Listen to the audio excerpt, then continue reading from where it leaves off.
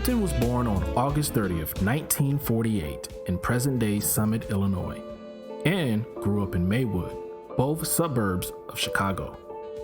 His parents had moved north from Louisiana as part of the Great Migration of African Americans in the early 20th century out of the South. They both worked at the Argos Starch Company.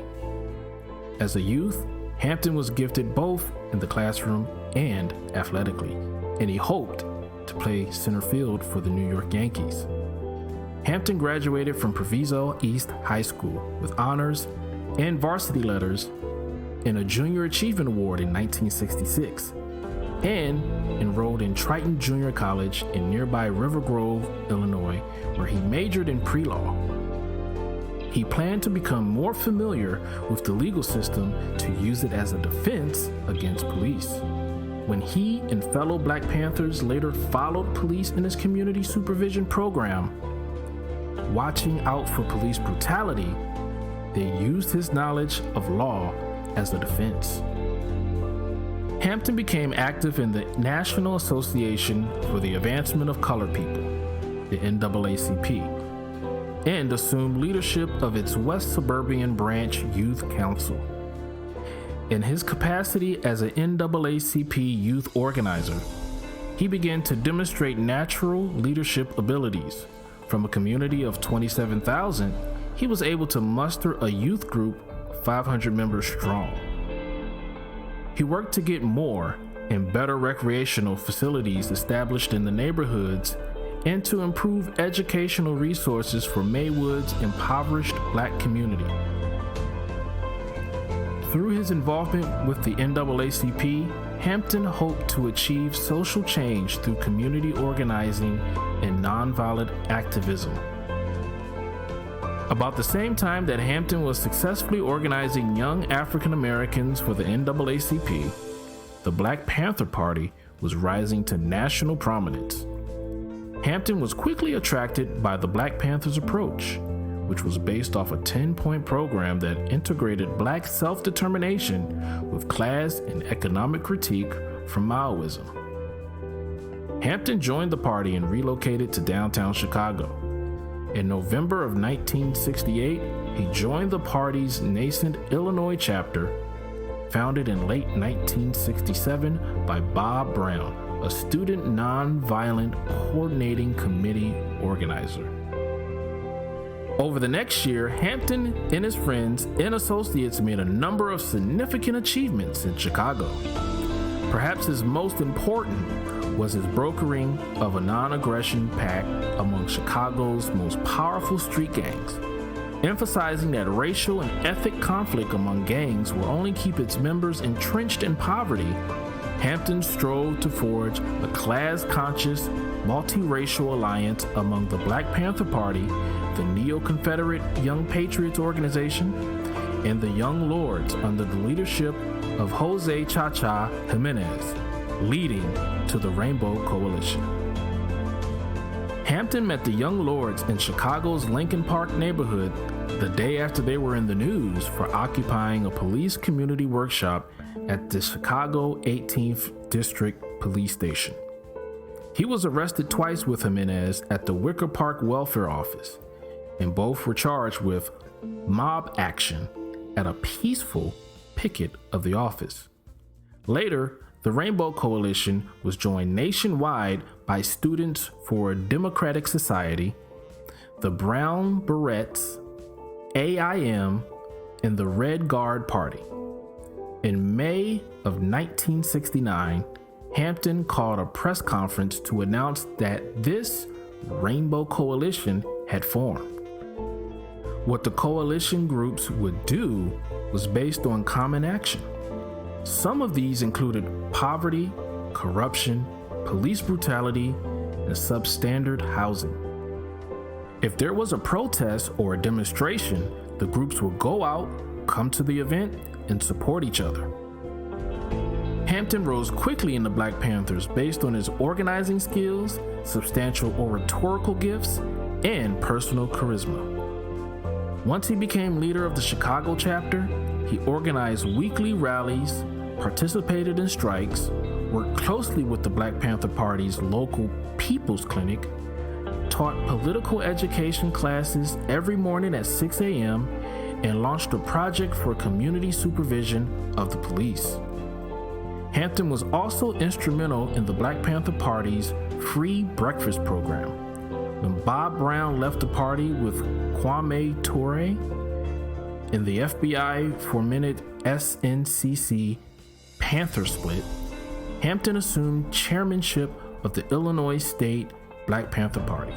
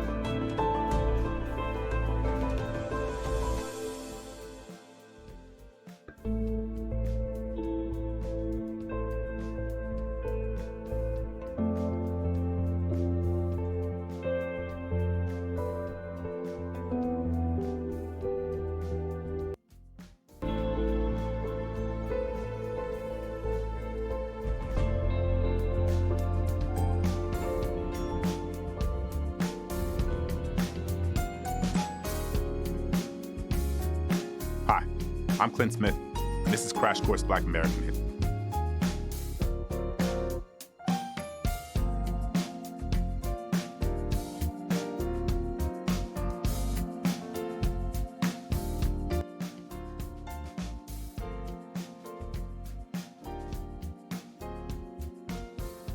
Okay, hi.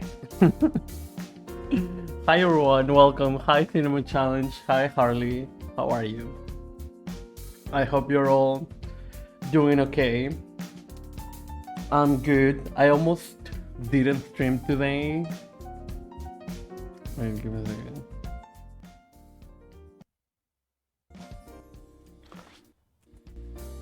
I almost didn't stream today because today I had a class that I have already taken in the past. And basically, okay, so I'm taking this creativity class as a prerequisite basically for the institute that I'm going to be studying at. But I have already taken creativity as a class in university in the past. And so I'm not like learning anything new. So it is kind of just boring. Yes, creativity. It's basically like so like each so like the like my previous university had like a specific creative method that they used. So creativity is basically an introduction to that specific creative method, and my new institute has its own specific creative method. So it's basically doing research, which is whatever. But yeah. And so the creative method that I am currently learning is it's literally the same as my previous university. So it's like even less that I'm learning. But on top of that, my teacher is like I wouldn't say bad, but like he's like I don't know,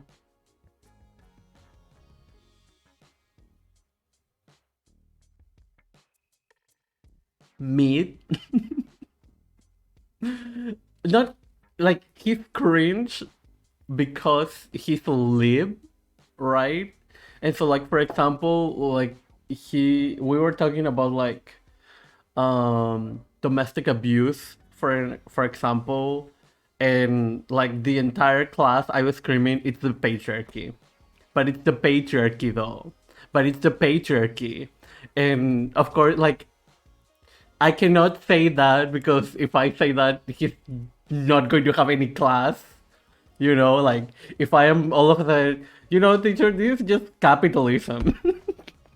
I'm literally just going to ruin his class, right? And plus, like all of my, like most of the people there are like younger than me, so they don't know, but I already know, and I'm literally geriatric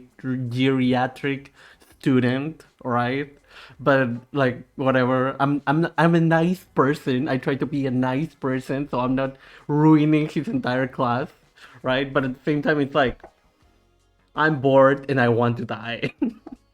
And not to even mention that I have a group. We're doing a group project, and I have a group that useless, literally useless. I'm doing the entire work, and whatever. I'm like, whatever. And it's even worse because it's online. So like, at least at least you can like put some sense into people when you are like face to face, but because it's all like through text, like I am literally sometimes like so fucking condescending to these motherfuckers, and they still like I don't get it or don't respond, and I'm like whatever. So it is like a very infuriating and boring class for me. um Well, and not to even mention that not only the teacher is a lib, which infuriates me, but he also like gives like bad examples and bad argumentation. Because, like, for example, 2 classes ago, he was talking about like bad. He was talking about like merchandising that doesn't have a concept, and we literally spent like an hour and a half on the class looking at memes, and I was like, okay, I get it, but also we're literally just wasting time. We're literally just wasting time. And like, it wasn't even like most of the class was engaged. Literally, it got to a point where like no one was responding in the text. And I was like, we're literally learning nothing. Not to even mention that the memes of the advertising campaign that he was talking about weren't even like on topic, because we were supposed to talk about like how companies make bad advertisement, but in this case the campaign was about like people doing the advertising, doing like taking photos or something, and because the campaign was like not specific enough, people interpreted however they wanted. But instead of like focusing on how the campaign wasn't specific enough, the teacher was like just making fun of people being wrong, even though they weren't wrong. They were like purposefully misinterpreting the advertisement, like the indications of the ad, in order for them to make it easier for them. And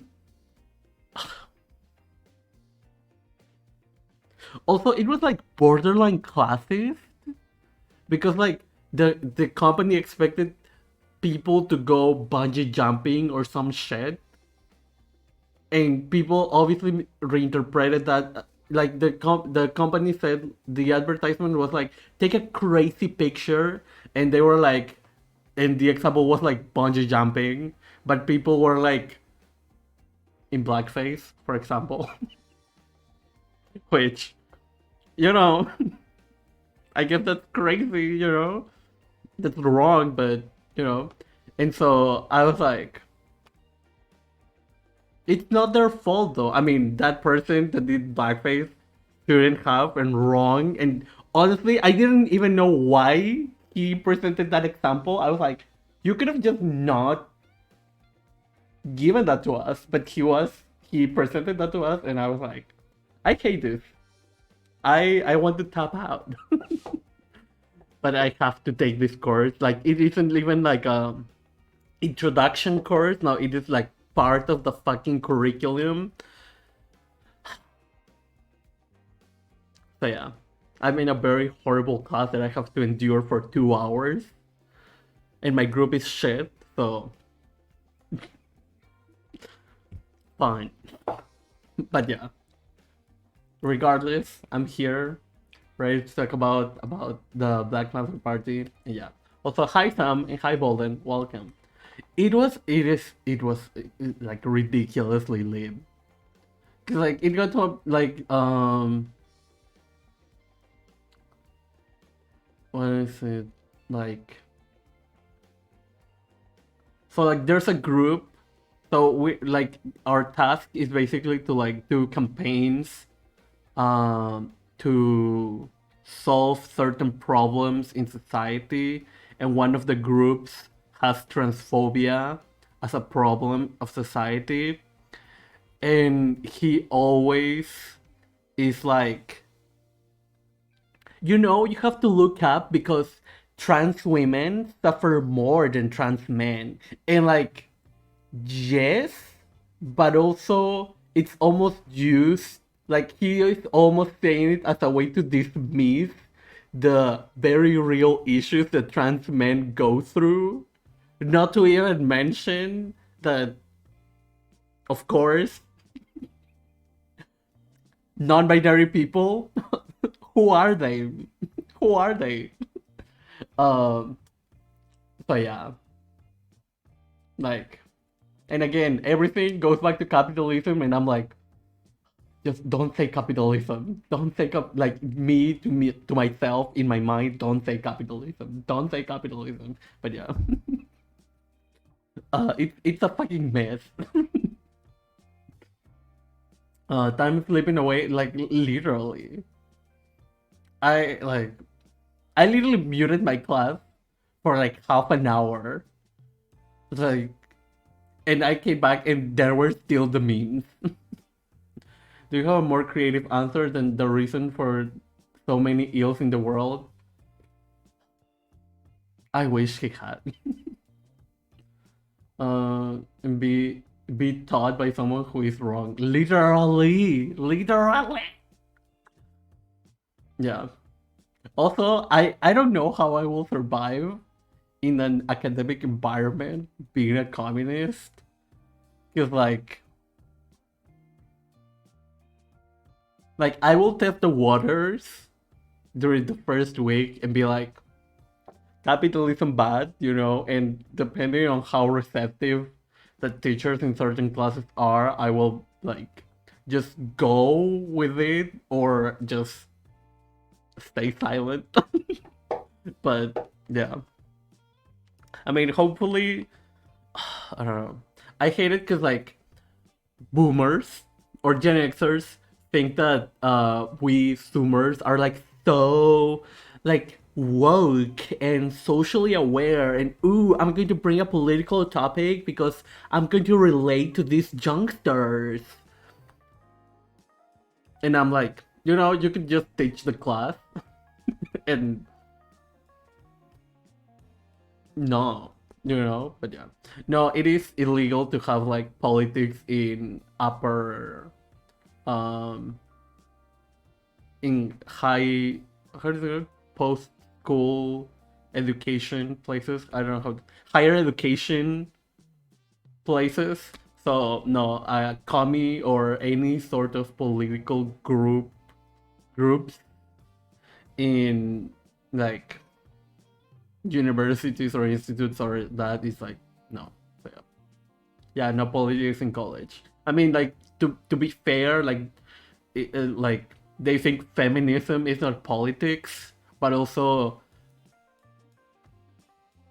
if they have a if there were feminist groups, for example, in some of the colleges, we still have a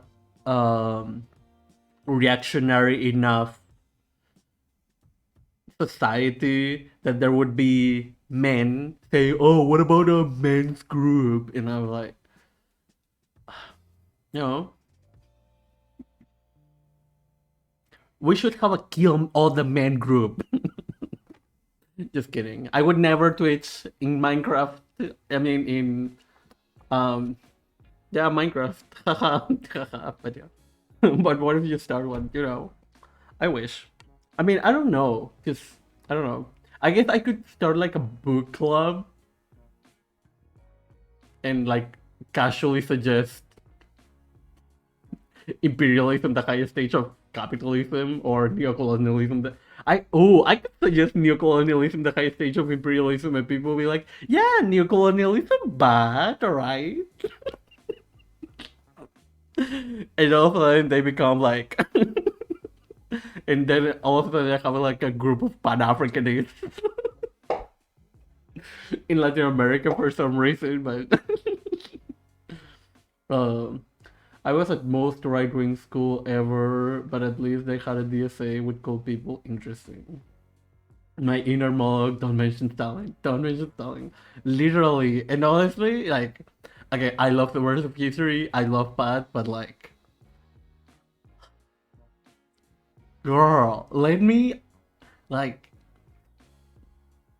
like, the only reason I joke about like Stalin did nothing wrong is because one, like every time I say that, I follow that up with that's not true. Like he had a lot. There are a lot of critics of Stalin, and two, because like literally everyone here should understand that Stalin did bad things, but also he did a lot of good that, in comparison to any capitalist leader of any country ever, like Stalin literally did nothing wrong in comparison to them. You know, so like, but yeah, I love Stalin and leave and leave it at that. But yeah, uncritical support for Stalin. Yes. Um, but yeah, you know, like I don't know, let people be happy. Oh my god, like how does looking at this man not bring you happiness? Do you know what I mean? Like literally pure joy. Pure joy. I don't understand it. But whatever. I guess that's just me, the wild tanky. uh, did what he had to do. True. Also, welcome, Franker Stay. Franker Prankster says, glad to have you. I listened to the Young Stalin audiobook overnight and I'm swooning. Oh my god, Stalin emote win.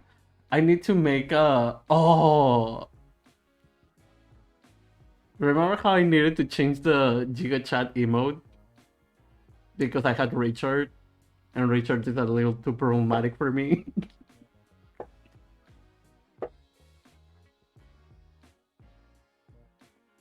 I'll need to find photos though. Are there videos of Stalin? Because to make the Giga Chat emote, I need like various angles of someone's face. So it'll take a bit of work, but I can do it. But yeah, okay. Enough with Stalin. Enough with Stalin about Stalin.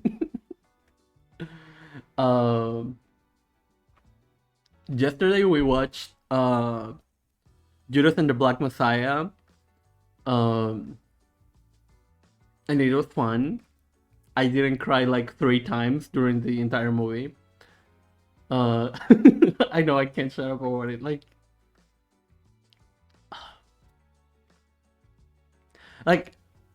literally the most emotional I have ever been reading any piece of like history has been reading Stalin's 36 Constitution.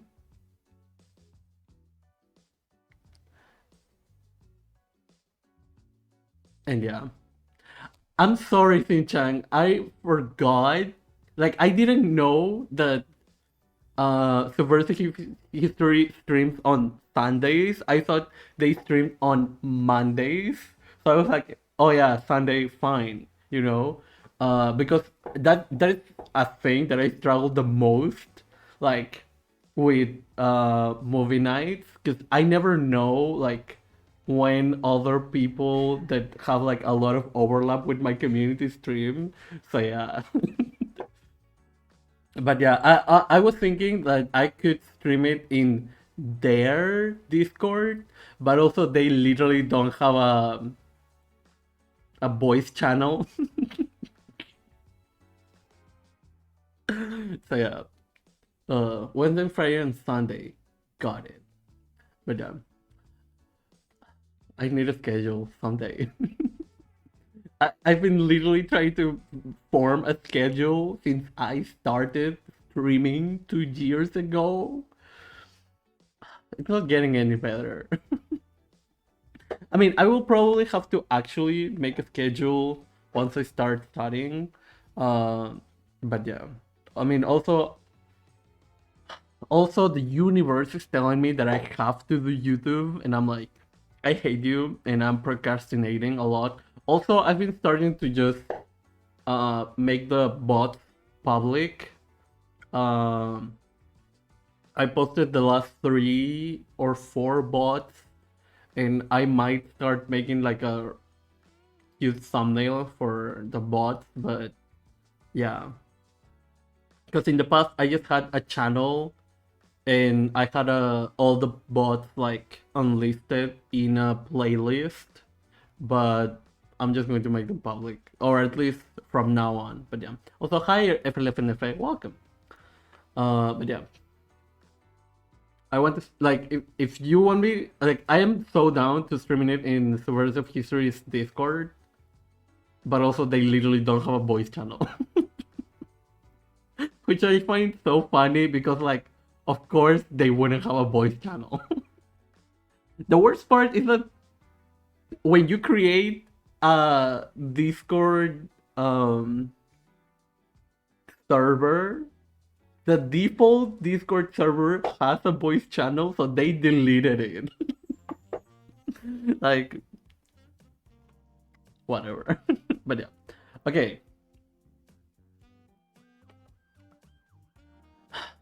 You could not have one, apparently.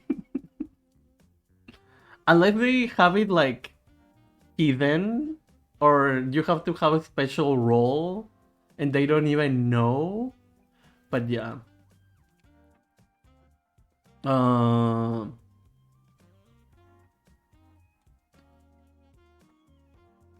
Okay. I want.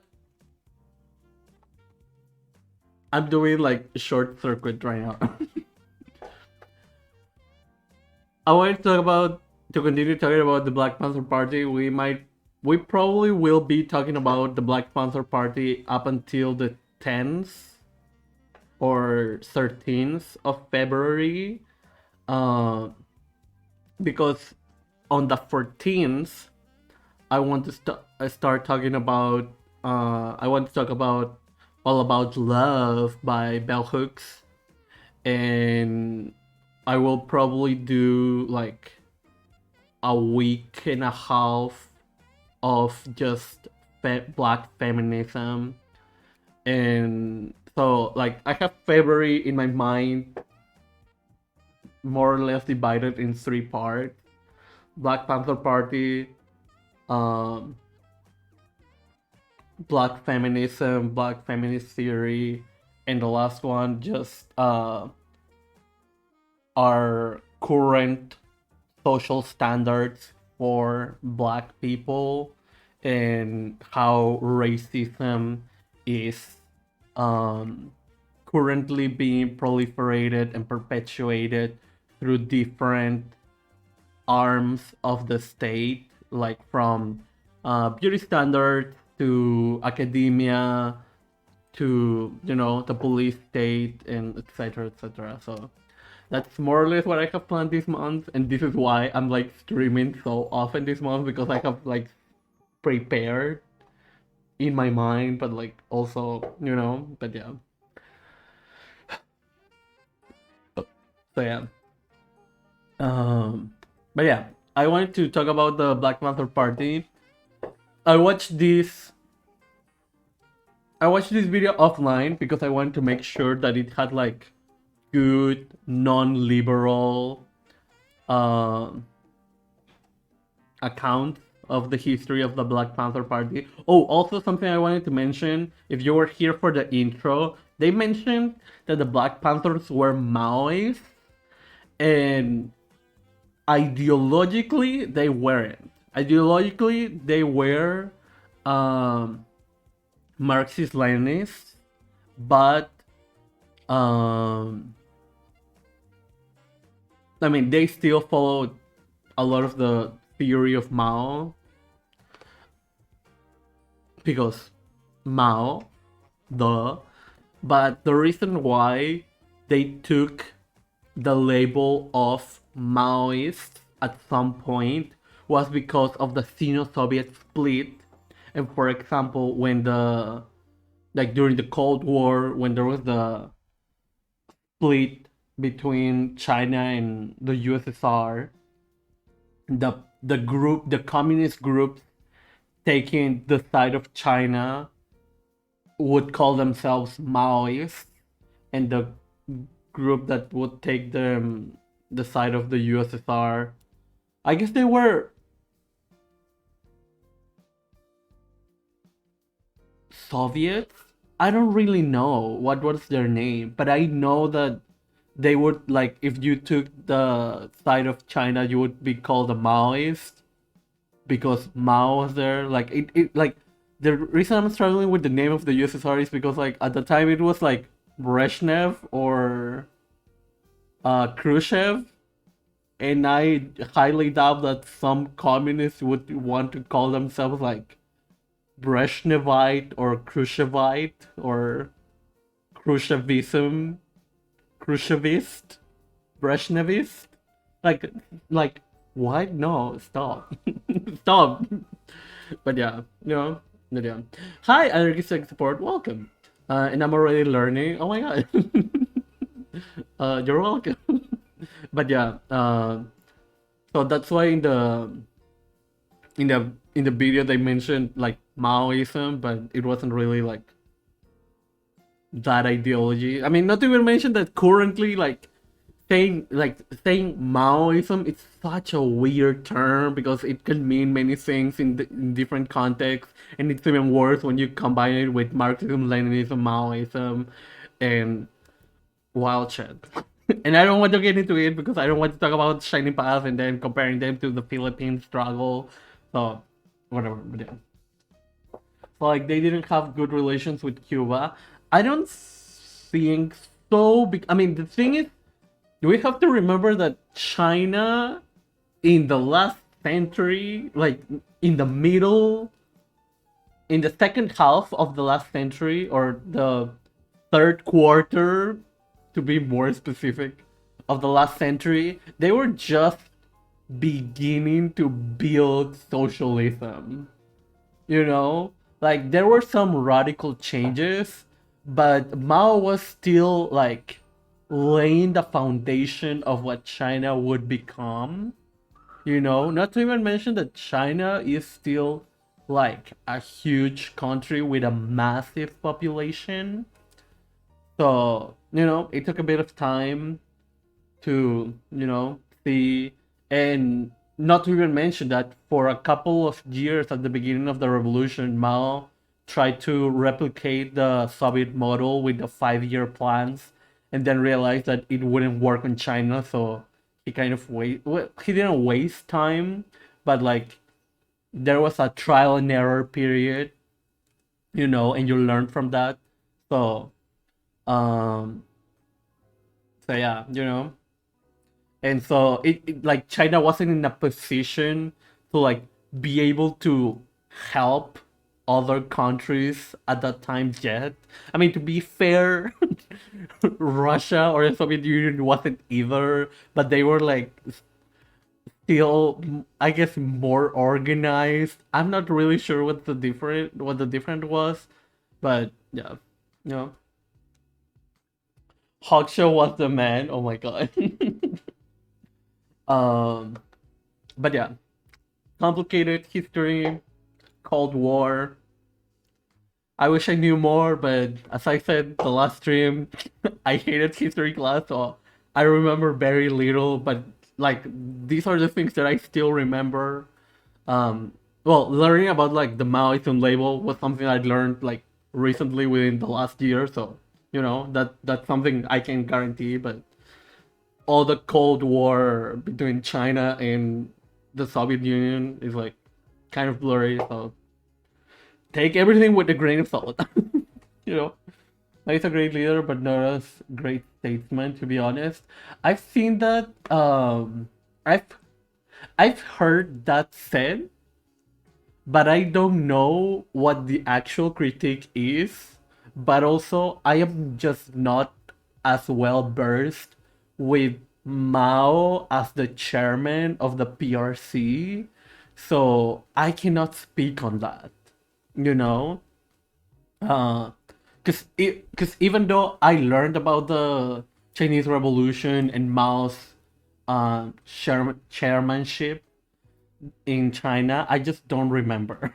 I remember that he tried to replicate the 5-year plans. I remember the Cultural Revolution. I remember allegedly killing all the landlords.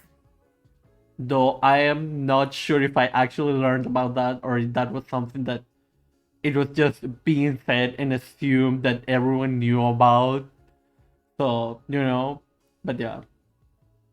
Uh, Yes, I learned all of that in school. I mean, to be fair, I went to like a private school, but also like the lowest tier of the highest tier, put it in a way. And also, I went into a special learning program, special not in the disability, but rather special in the more intense program. So I learned a lot, but I still hated history. Plus, I didn't study. Yes, super healthy home environment. But yeah. Prioritization of education moment, literally. I mean, to be fair, like most of the education here is privatized. I wouldn't even say most. Most of the education in Lima is privatized. And even within that privatization of education, there are like a lot of like tiers and levels. Like there are like good private schools, but there are also like not as good private schools, but are still private or are still better than the public system, you know? So yeah. Way better than US education, yes. It is interesting because like once my mom told me that I was receiving better education than the US in my school, and I was like, oh, interesting. Are the standards of the Peruvian education higher? And then I did some work on public schools, uh, because saber complex and rich schools think that they have to help the poor public schools, which to be fair, we kind of have to because the government is kind of shit.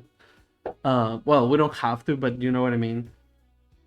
And so when I went there, I was like, it's not that the Peruvian education system is better than the US education system. It's that I am particularly receiving a better education than the US public one. Got it. I mean, to be fair, I've like been kind of um I've been privy to some of the insights and outsides of the private education system in the US through various pieces of media and just meeting people. And I would argue that I still received a better education than them.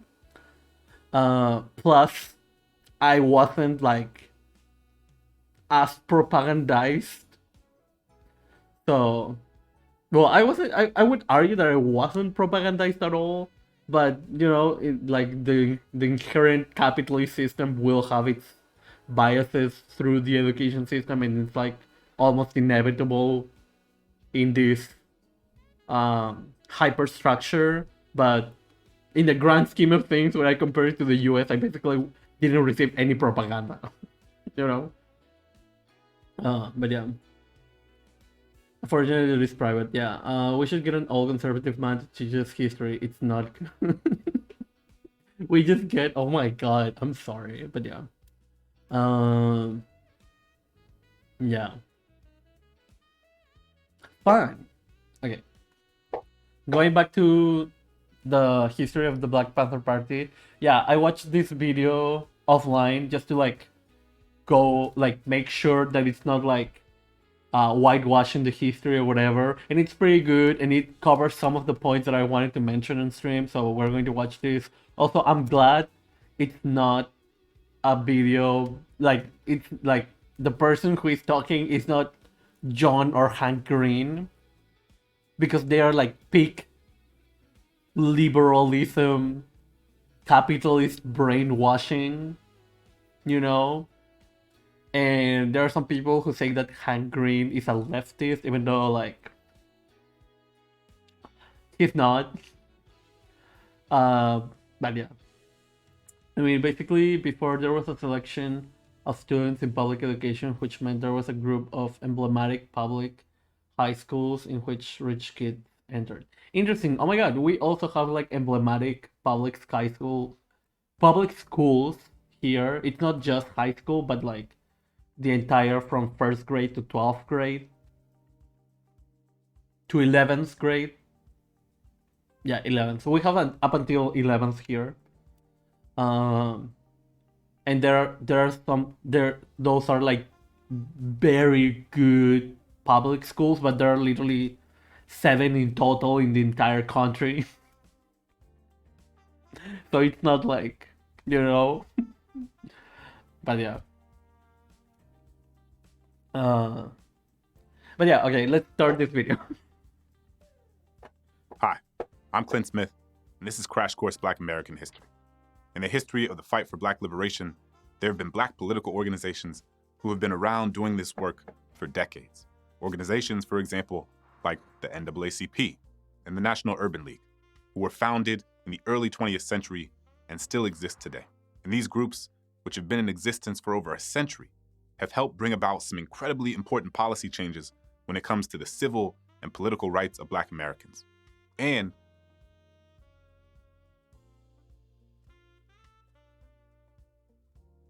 Is the audio okay, or would you like me to higher it? What's the opposite of lower in the verb?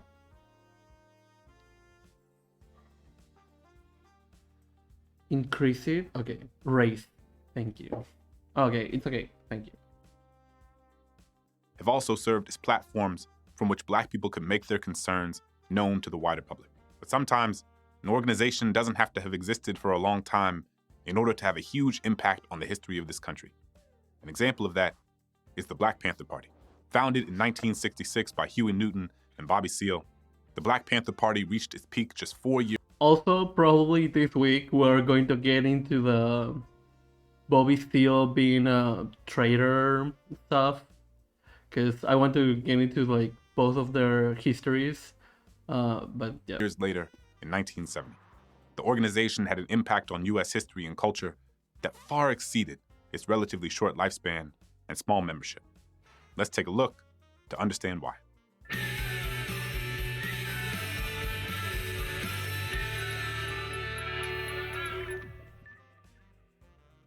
Let's start with the Black Panther Party's origin story in the thought bubble. Originally known as the Black Panther Party for Self-Defense, the organization started through the campus organizing of Seale and Newton. They met in Oakland, California in 1961, while they were both students at Merritt College. In the tense atmosphere following the 1965 assassination of Malcolm X, Newton, Seale, and other student activists organized the Black History Faculty. The group was founded in part as a response to the university failing to acknowledge the role of African Americans in settling the American West in the 1800s. Among their goals was to urge the school to offer courses in Black history and to establish a Black Studies department. Newton and Seale also joined the college's sole Students Advisory Council, whose stated goal was to, quote, develop Black student leadership, advocate for a more inclusive curriculum, and to connect the university to the community. Hi, Kate. But disputes Welcome. within the group would lead Newton and Seale to eventually resign. But their struggle...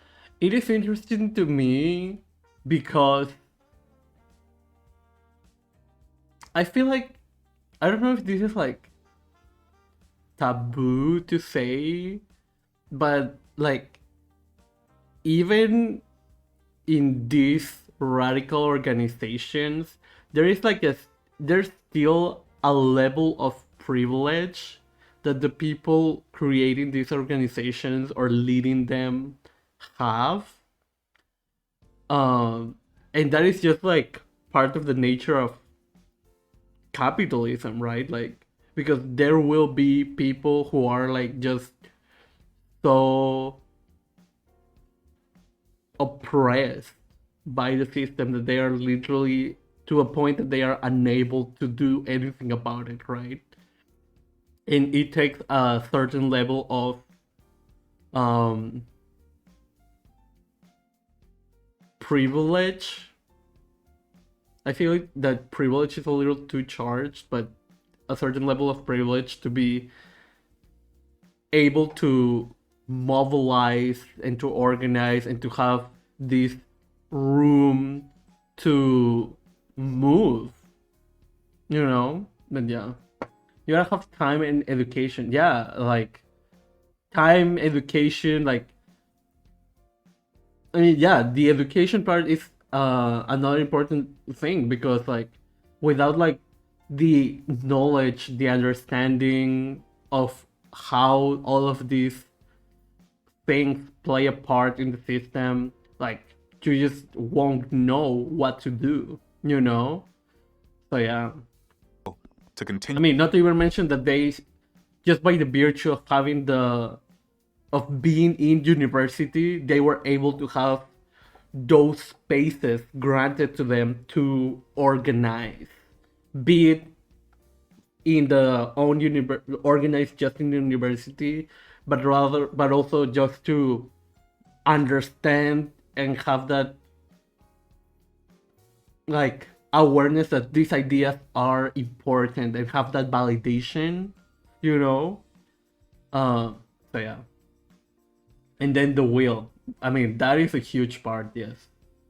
And not be in prison where the racist cop wants us all. Yeah, I mean, a huge reason why the FBI didn't want the FBI, a huge reason why the FBI didn't want Fred Hampton in prison was because they were afraid that he would literally agitate the prisoners. And there are plenty of books that literally talk about prison organizing. So, you know, it's not like an outlandish idea. And that is another reason why, like, as times have gone on, in prisons they have tried to not just increase the surveillance inside the prison in order to prevent any sort of organizing, but also they have tried to like create more tension between the prisoners, create groups uh, to avoid. So they have literally created like a micro cultural capitalism inside the prison that promotes just um, individualism, competition, destroy solidarity, etc., etc. You know. the work of black radical political organizing didn't to the community, but disputes within the group would lead Newton and Seal to eventually resign. But their struggle to continue the work of black radical political organizing didn't end there. Newton and Seal pivoted their goals. Rather than looking to join another political organization, they decided to form their own. Students of the teachings of Malcolm X, they founded the Black Panther Party for Self-Defense, later known just as the Black Panther Party, in 1966, following the murder of unarmed teenager Matthew Johnson at the hands of San Francisco police. Thanks, Thought Bubble. According to And this is another thing that I wanted to like touch on.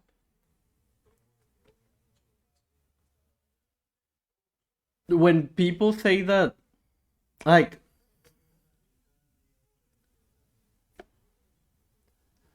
people say that things have gotten better,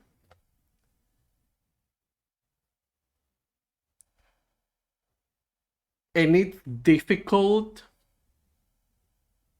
to say that they haven't, but it's also very difficult for me to say that they actually have, because at the end of the day it's like for example people say, oh, there's no slavery anymore, but at the same time you have the prison industrial complex, and fair, not all black people are in prison, but also most of the prisoners are black people. Not to even mention that, for example, people also say there's no redlining, but also, isn't there? Isn't there redlining? People also say that, oh, black people can vote now, and it's like, between two white supremacist parties? Yeah, I mean, not to even mention that, yeah, slavery wasn't really even abolished, you know? Um, but yeah, like, oh, they can vote now, and it's like, yeah, between two white supremacist capitalist parties that are still doing nothing to prevent the cops literally slaughtering black people on the streets. So, like, you know, and it's almost heartbreaking to tell this to well-meaning people who actually think that things have gotten better because they just picture like the most brutal things that used to happen, right? But the reality is that they still happen. and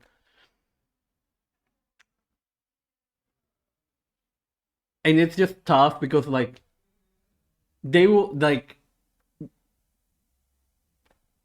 they will just don't know how to grapple with that information, you know? Like they still believe in the capitalist, in the bourgeois electoral system. They still believe that progress is being made, and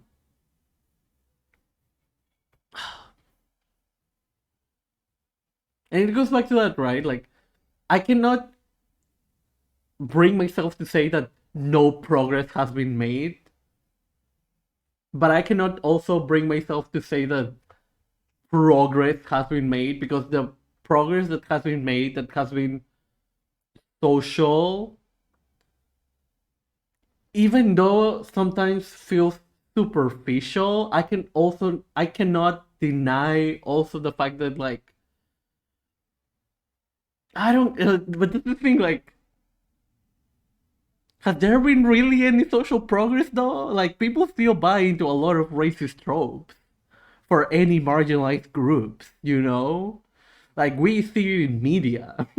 Like, oh my god, we need more representation, yeah, but also like colorism still a thing, like the model minority for Asian people, um, the whitewashing of Latin American revolutionary history, you know? And so like there is no proper way to actually address any social issues without having to also address the capitalist imperialist issue. You know what I mean? And so,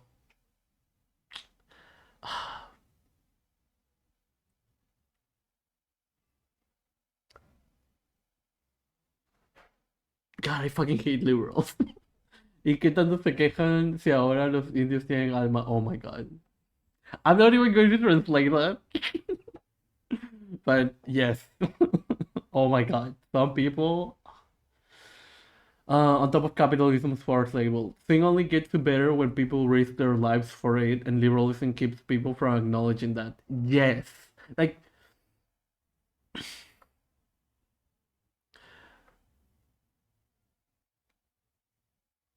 Like, people always want to attribute change to protest, but the reality is that while protests were happening, other shit was happening at the same time. And in the end, it was that other shit that weren't the protests, or at least the protests alone, that actually made the change. Do you know what I mean? Like, yeah. I mean, not to even mention that solidarity is a thing that people truly undermine, and like seeing how people just don't have that solidarity currently, it is disappointing, and to a point where it's almost heartbreaking. Because like for example, last year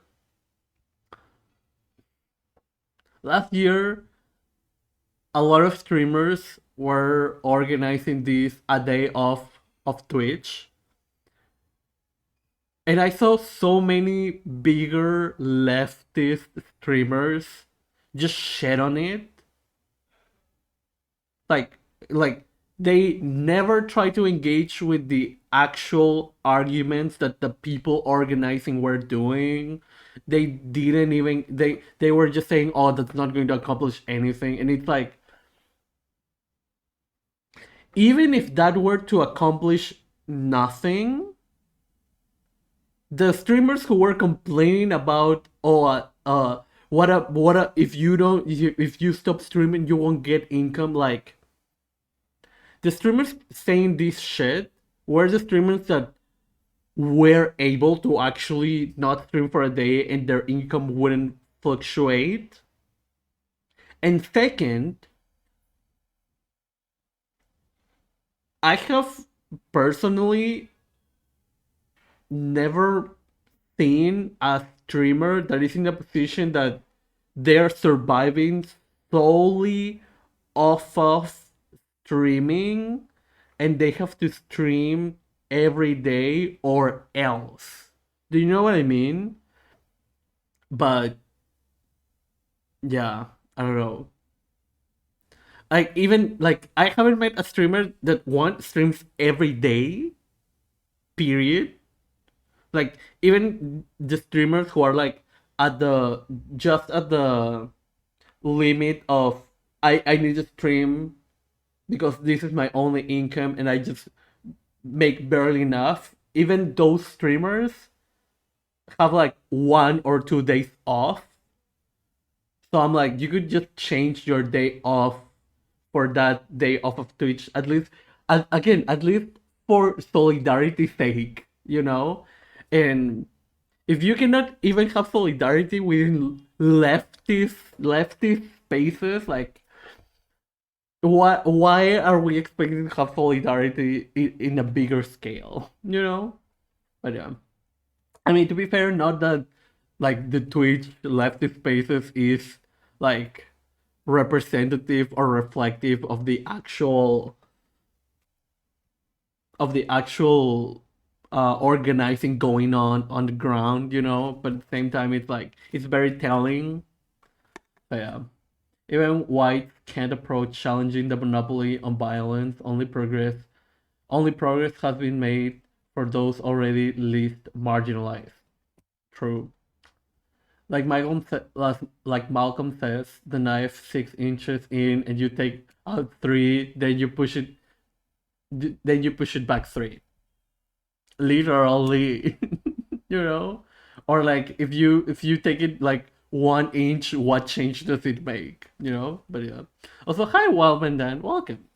There's less open lynchings unless you're also queer. I mean, that's the thing. We're not even talking about like the queer oppression, or the oppression against femme people, you know. And even then, we're just talking about like black people. Like, people literally don't talk about like the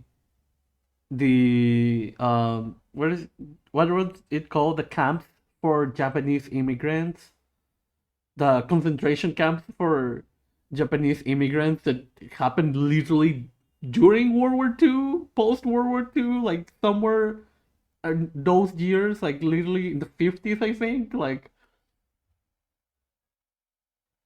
and somehow they think that Nazi Germany was the only country ever in history to have like concentration camps, like, or genocidal camps rather. But yeah, like,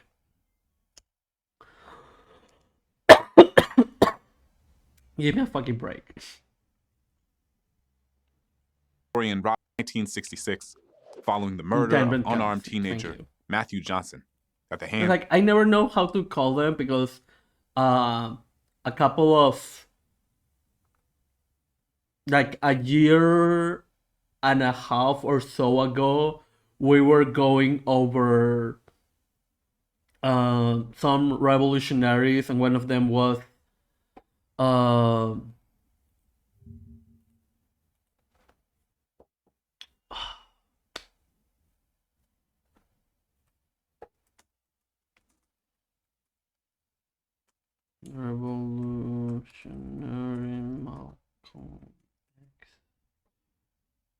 Yuri Kochiyama.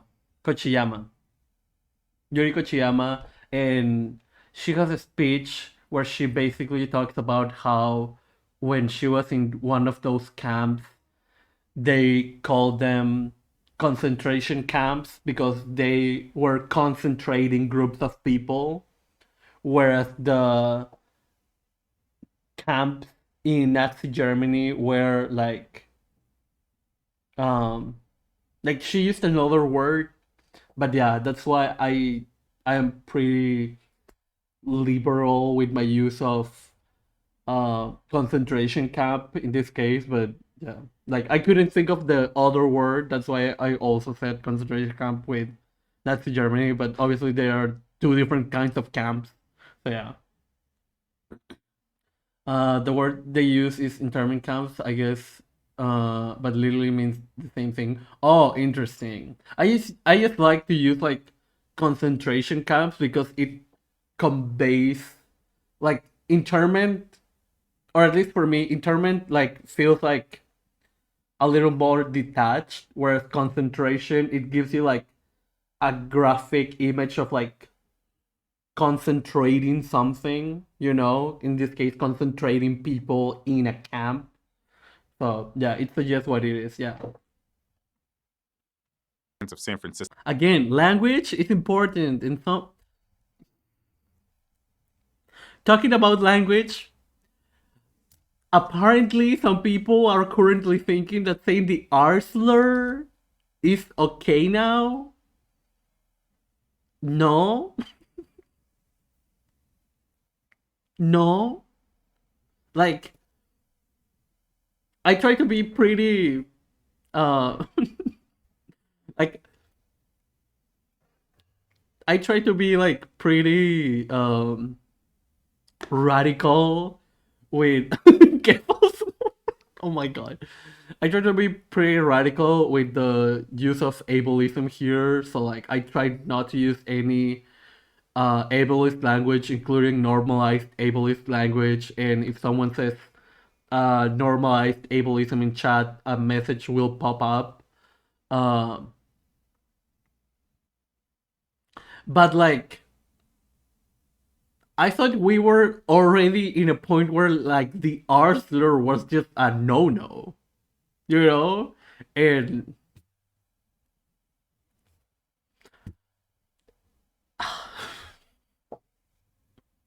and apparently someone put it in their title, and it was like supposed to be like ironic with like 7 layers of sarcasm or something, and I was like, no. No. And even if like even when I have seen uh like the disabled like activists for like disability rights speak about or talk about the R slur, even they either try not to put it in their title or still like use the asterisk in the word. Like they still try to not make it seem like it is just kosher in general to use that word. And so like I hate how some people will like, even though they have never experienced being called the R slur, they will say, "Oh, I'm reclaiming the word because I am disabled," and it's like when you're saying that as an excuse, when you have to say that as an excuse,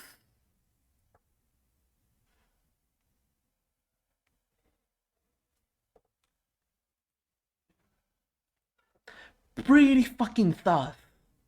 Pretty fucking sus. But yeah. Not even just say it, but use it as a slur. Come on, yeah, literally. Literal fucking Lee. I mean, not to even mention, oh my god.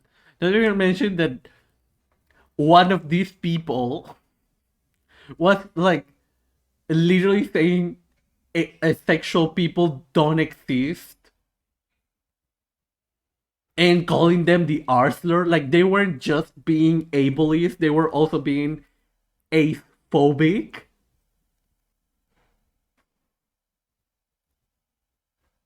Or at least participating in ace erasure. I don't know the language around like this particular topic of asexuality, but you know what I mean. So I'm like,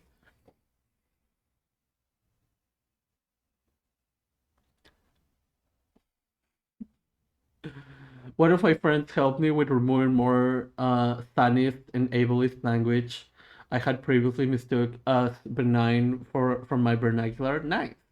I'm reclaiming it while also using it in the original pejorative meaning, literally. And it's like, yeah, that doesn't seem like reclamation at all.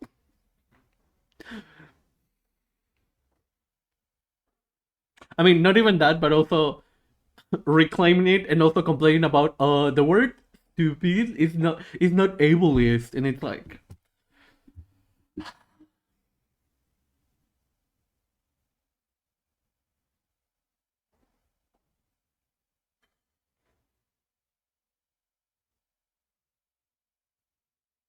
but progress is being made. Oh my god. Oh my fucking god. That's a reclamation like a landlord calling a cost of paint renovations, literally. A code of paint renovations. God. You know the worst part? I thought I thought it was just one person, and then I went to Twitter and just to learn that, oh no, it's not just one person, it's like the entire sphere now. Because one person said it, oh my god, so it's okay, I'm going to put it in my title. Hello, what the fuck? Okay. Going back to the video. Literally, like, for example, today Lumi was complaining about maybe I should delete my Twitter, and honestly, I'm like, maybe I should stop being on Twitter also, like, because sometimes I will just enter to look up something,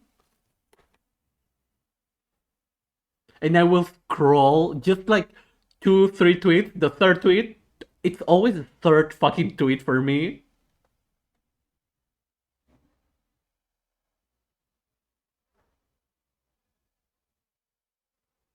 Lost in humanity, lost any hope in humanity.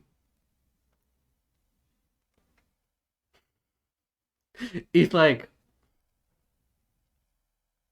and again, this is why I try to like curate my Twitter experience as much as possible by not following reactionaries, muting certain words, try to enter only when I have the notification that a certain person has tweeted something, and that's all. And still, I have to encounter these motherfuckers. But yeah. I mean, to be fair, I know what I'm getting into when I go to Twitter. Actually, I don't. It is pretty unexpected to this day, but that's on me, I guess. But yeah. To eye press like I'm like on neat stuff or bully my fellow whites when they are popping up on the indigenous pulse. Oh my god. When the press got it. When the land back discourse was going on,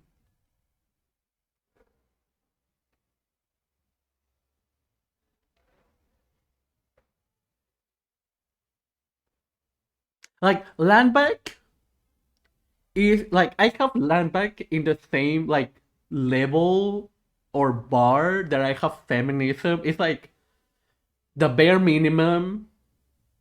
Even if you are uh like, if you are a Marxist Leninist, Stalin supported land back, Stalin supported feminism, Mao supported land back, Mao supported feminism. Like, I literally cannot mention you a single revolutionary leader that didn't support land back and feminism, and somehow in the minds of these motherfuckers they think, oh, land back is made by Amazon, the company, and feminism is somehow a liberal ploy to destroy men.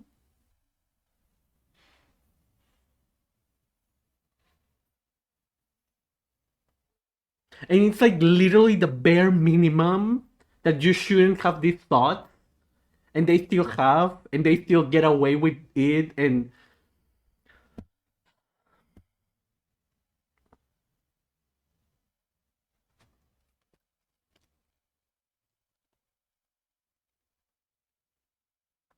let's continue with the video. Let's go, police. Thanks, Thought Bubble. According to historian Robin C. Spencer, Newton and Seal framed the tenets of their new organization around the belief that Black Americans were living in an internal colony within the larger mother country of the United States, borrowing from Black. There also lives with leftist aesthetics, in my opinion. They fucking are. And I hate it because it's like people define people define tankies as people with having like Soviet aesthetic, and like because they have a hat, and it's like, I guess you can define that as Soviet aesthetic, but it's like it's just a fucking hat. You know, like if they had like their banner and everything and it's actually an aesthetic, oh my god, just go off, you know, but like it's one hat. And even then, you know, it's not an aesthetic. I feel like they are like insulting the word aesthetic by using it to define the one hat these people have. Like, it's a fucking hat. Liberals literally wear these hats. These hats. You know what I mean? They are literally projecting. I hate it. What do you mean? We should give such land back to indigenous people. They arrived at the Bering Strait. Oh my god. Okay.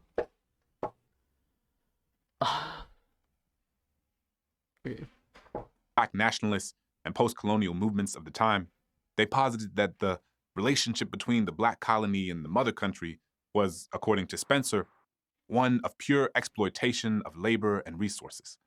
Therefore, I mean, that is literally just true, though. Like, the only reason Black people are in the US or the entirety of Abya Yala, Turtle Island, America, the continent, is literally for pure exploitation of labor and resources. or they sought to liberate the Black colony through self-determination as a part of their larger goal to transform America and eventually the rest of the world. Yes. This aligned with their larger vision of correcting racial and class inequalities.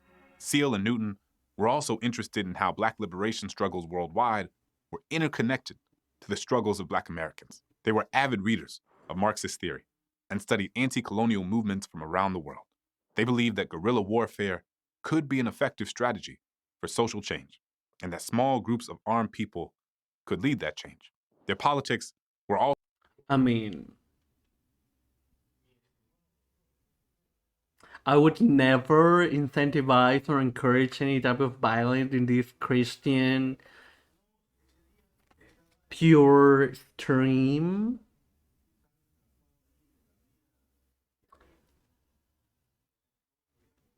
But like, you know, and it's Marxist theory, literally.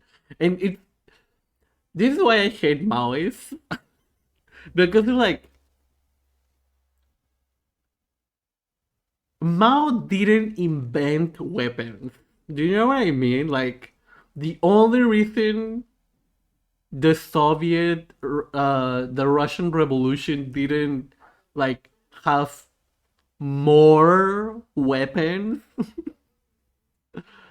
was because like their material conditions and at that point in history, like they didn't need to, like there wasn't a need for an analysis that include like weaponry more than it already did. Do you know what I mean? And so like this exploitation of the idea of the necessity of weaponry as a self-defense um mechanism, uh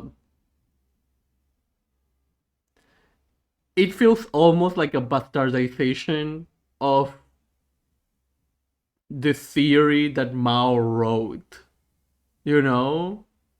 Like,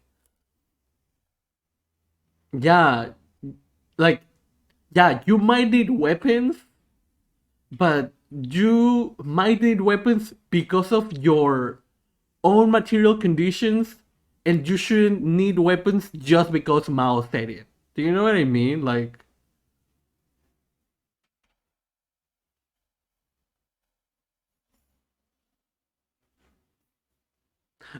in the Cuban revolutions, yeah, they used weapons, but like because their own material conditions needed it. You know what I mean? Like, and so it's like they use Mao to justify unnecessary violence. Like, or at least it gets to a point where they justify unnecessary violence.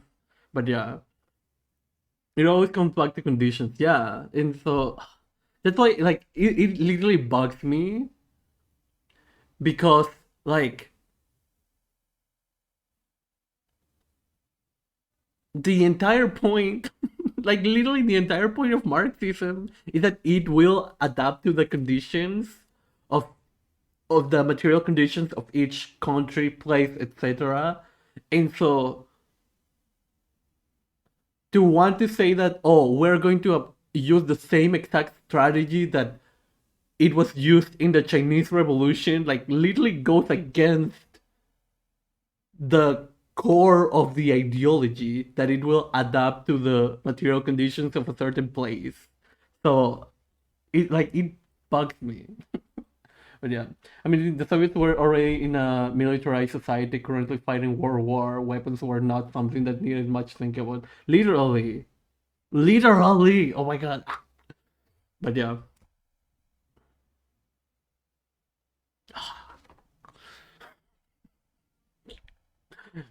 let's continue with the video. Also informed by the struggles for self-determination around the world. I mean, also, not even mention that there is literally such a thing as gun culture in the U.S.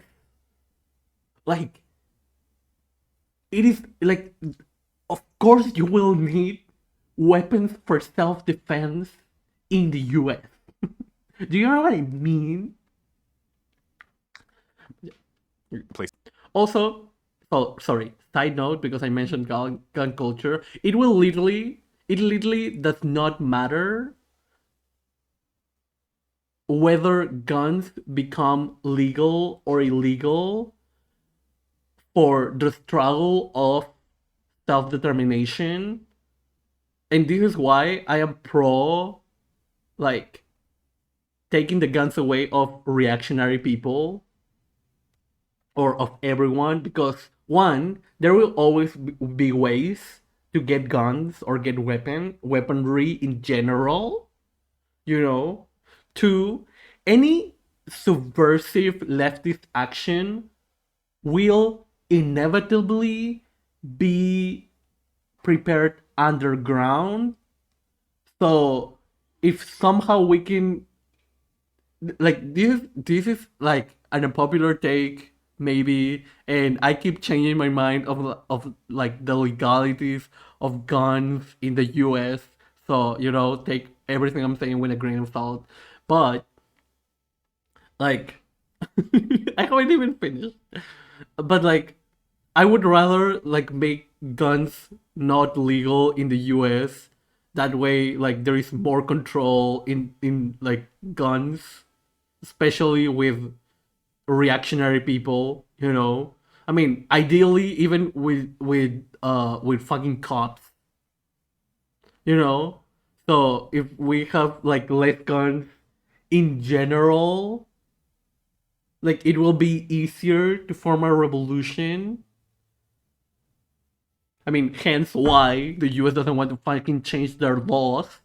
Because if there are less guns, it will be easier to make a fucking revolution, you know? But yeah. Whatever. Like it bothers me because like a revolution is literally illegal. And so people worrying about like the legality of, oh, but we need to have guns to do the revolution. Like, you're doing a fucking revolution. Why would you care if guns are legal or not? Do you know what I mean? Like, it feels like it is almost an excuse to let reactionaries have guns. like like what the fuck?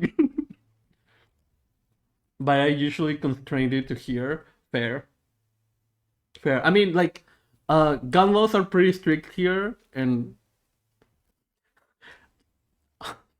wild fact, gun laws are pretty strict around the fucking world. Most countries have strict gun laws because literally, why the fuck would people want to have guns in general? You know, just saying. But yeah. Places like Vietnam, Zimbabwe, that determinable We don't buy them at all. We don't buy them at the store. I'll just say that much. Interesting. could lead that change. Their politics were also informed by the struggles for self-determination around the world in places like Vietnam, Zimbabwe, then known as Rhodesia, South Africa, and Mozambique. After the Black I do want to point out that it is interesting to me that they didn't mention China. Because, like, we're literally a decade from the Chinese Revolution. Not even then. Like, the Chinese Revolution literally had just happened. Because the Chinese Revolution happened in 59, if I'm not mistaken, right? So, we were in the 60s. And for some reason, this video doesn't think that the Chinese Revolution would inspire them. The Chinese communist struggle would inspire them. Like,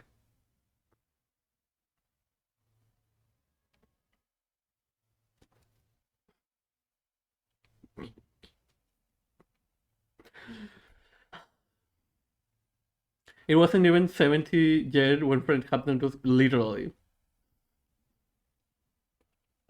Like, kind of sus. Like, it's electoral politics. Everyone talking about forcing the vote or not, but really, who gives a fuck? Fair, you know. I'm just talking about like how like if you are going to talk about that shit, at least have a like, at least make your take make sense, you know. Or else don't fucking talk about it, and that's why I typically don't talk about it, you know. But yeah. Panther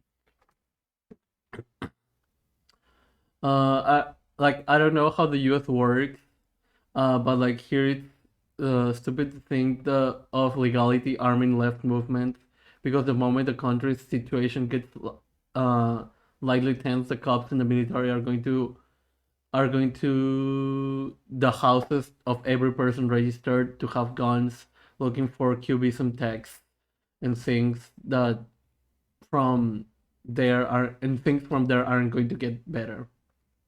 Fair. Worry about things that are immaterial, literally.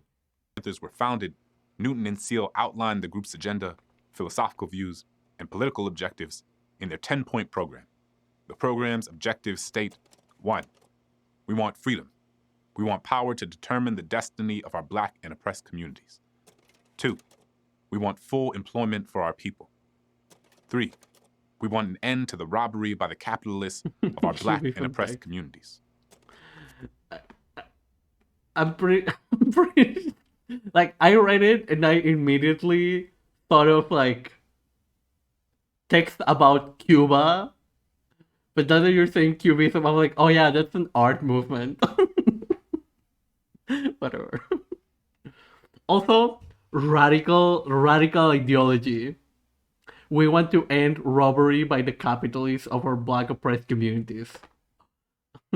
Yeah, in the context, yeah. We want freedom and we want power to determine our destiny. We want full employment of our people. Employment? Oh my god. Somebody stop them. We want full employment for our people. 3. We want an end to the robbery by the capitalists of our black and oppressed communities. 4. We want decent housing. You know what's the worst part? They want decent housing. Not even like good, like just decent. Decent.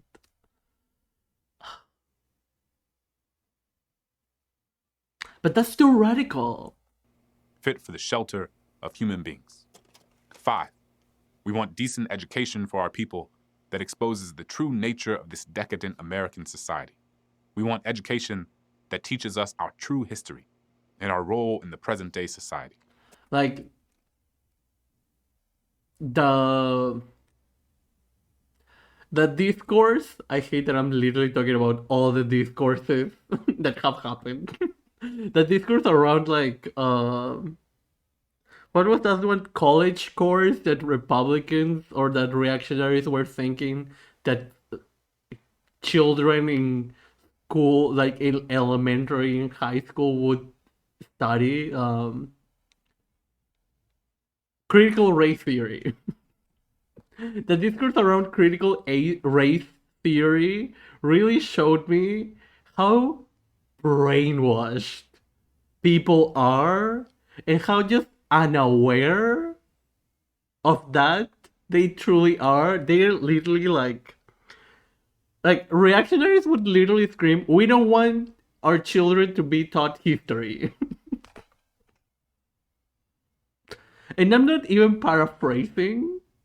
It's like they know what they were taught was lies,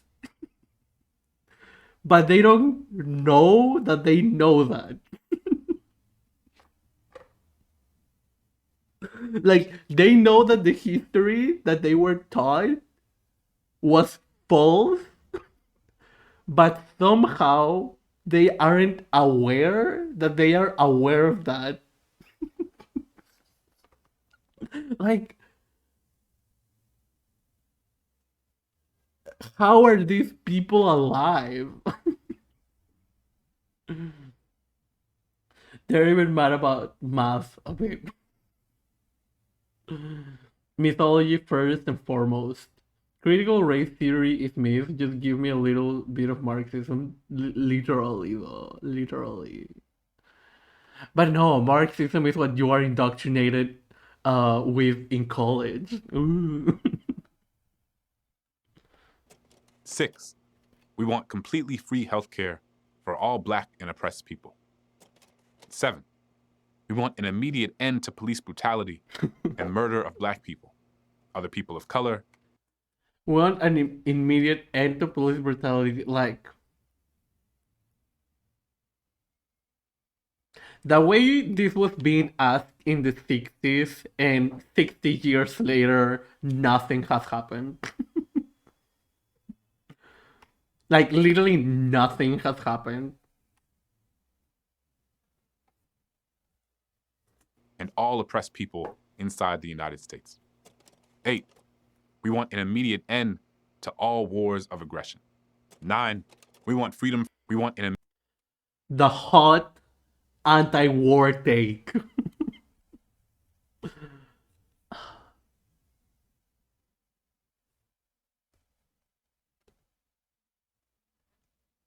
Happy MLK Day, Biden. Oh my god. Did he actually say that? I mean, why do I even ask? He actually fucking said that. Like, immediate end to all Also, no excuse for violence, but also here Ukraine take 80 fucking billion dollars. Also, we're still bombing Somalia. We're still giving money to Israel to bomb Palestine and Syria. We're still funding Saudi Arabia to fucking genocide Yemen.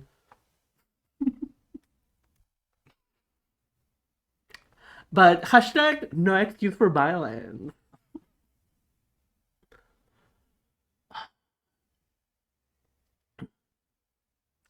I will say all it took to make me discover Marxism on my own was trying to find an analysis of black oppression that wasn't what my econ professor recommended, Milton Friedman. Oh my god.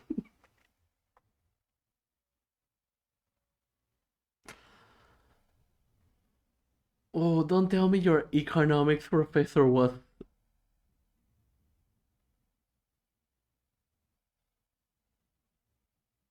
he black?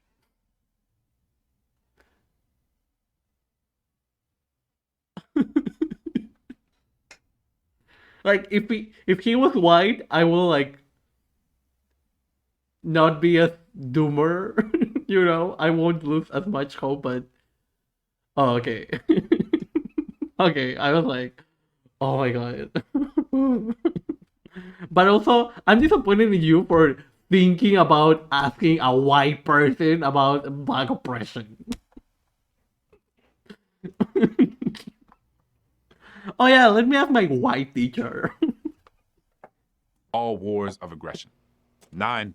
We want freedom for all black and oppressed people now held in U.S. federal, I only had a few black teachers and they weren't for history. Fair. Fair. state, county, Uh. city, military prisons, and jails. We want trials by a jury of peers for all persons charged with so-called crimes under the laws of this country. And 10, we want land, bread, housing, education, clothing, justice, peace, and people's Or community vegan or control any shit like of that. modern technology. Interesting. After creating this 10-point platform, they decided on a name, borrowing from the Lowndes County Freedom Organization in Lowndes County, Alabama, a political group that used the image of the Black Panther in their materials and was led by activists including Stokely Carmichael and John Hewlett. In addition to their 10-point program, the Black activists... Okay, I know this is not Kwame Ture, but also he literally looks like Kwame Ture though. Like I know he isn't, but like he looks very similar. Let's put the demands on front of the street right now. It is. Cause like they show this picture and never like over the names of other people, and I'm like, but that's Kwame Ture though. Like, why are you showing the pictures of the people you are saying? Okay, it is Kwame Ture. I'm like, did Kwame Ture just happen to have a twin? After visiting Ghana and Guinea. Oh, that makes sense. Got it. including Stokely Carmichael and John Hewlett. You have the best instincts. Okay, thank you. Also, hi Arbeline, welcome. Carmichael changed his name in 16. Oh, interesting. Got it. I was like, this is Kwame Ture though. I mean, I don't want to make any assumptions, but like, he is. In addition to their 10-point program, the Black Panthers were also actively engaged in their community They're through a one number and of the social same. programs Got it. that look to pool collective resources and support the Black community. This group of programs served as a rallying cry and human rights manifesto. Also, I've complained about this photo before, and I'm complaining about this photo again. Who took this picture? And why couldn't they wait for the baby to stop crying or just get another baby? You know?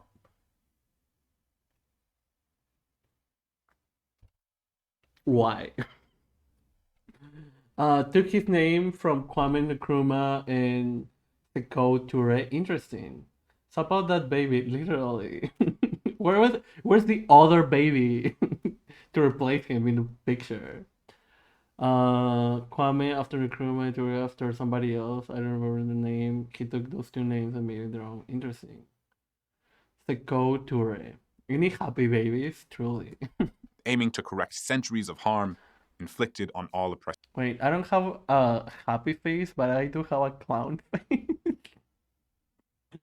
Where's my clown? Here is my clown. Here. Now, the baby is fine. People.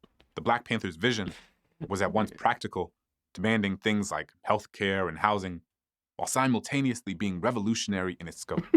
Among their most popular programs were the establishment of free health clinics in 13 Black communities across the country, and the implementation of free breakfast programs for school children in different parts of the U.S. Like, it's like we as a society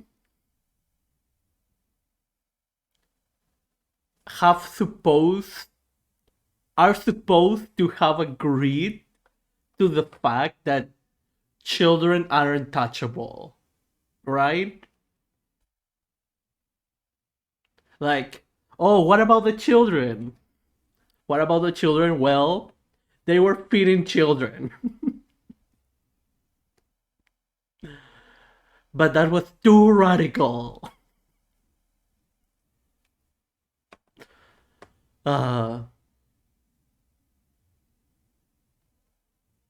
What about the children? Well, they were literally educating them.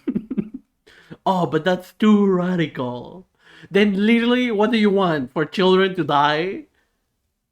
Then you'll go, oh, but what about the children? They're oranges. Oh my god. The free breakfast program that was started by the Black Panthers became an inspiration for the breakfast programs that still exist in schools across the country today. And they're stopping to exist, by the way. Because, feeding the children, who cares about that?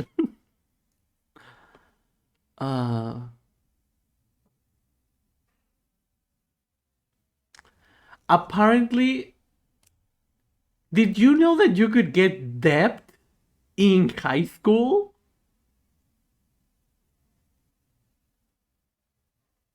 And apparently, if you have debt in high school, to your high school, of course, you cannot graduate?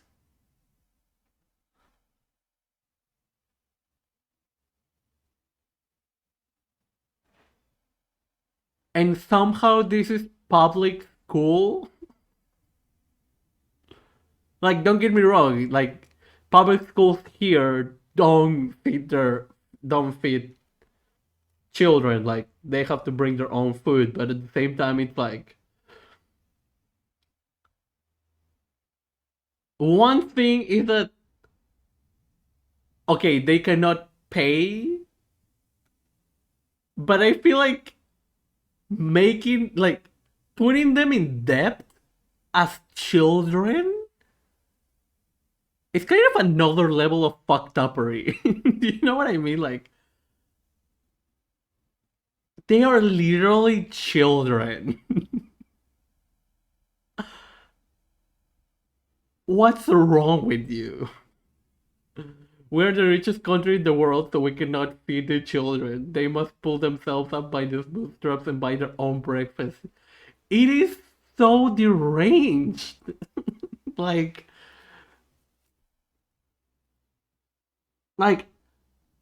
I would say, I'm inclined to say at least they had food, but it's like,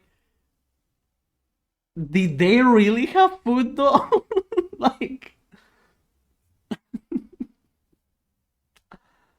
It's such a deranged concept.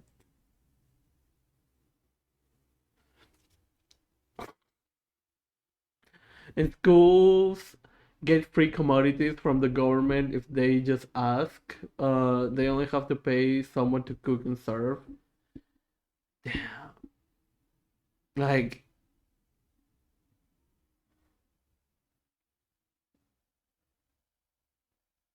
God, I think that. God, I hate the fucking US from the government.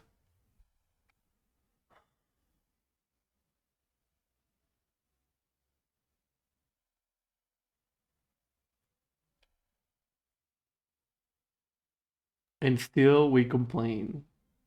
Oh my god. This is fine somewhere somebody somehow gets rich off of the nonsense, so it all adds up, right?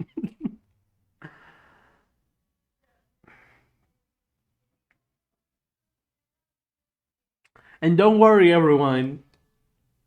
All that money will eventually trickle down.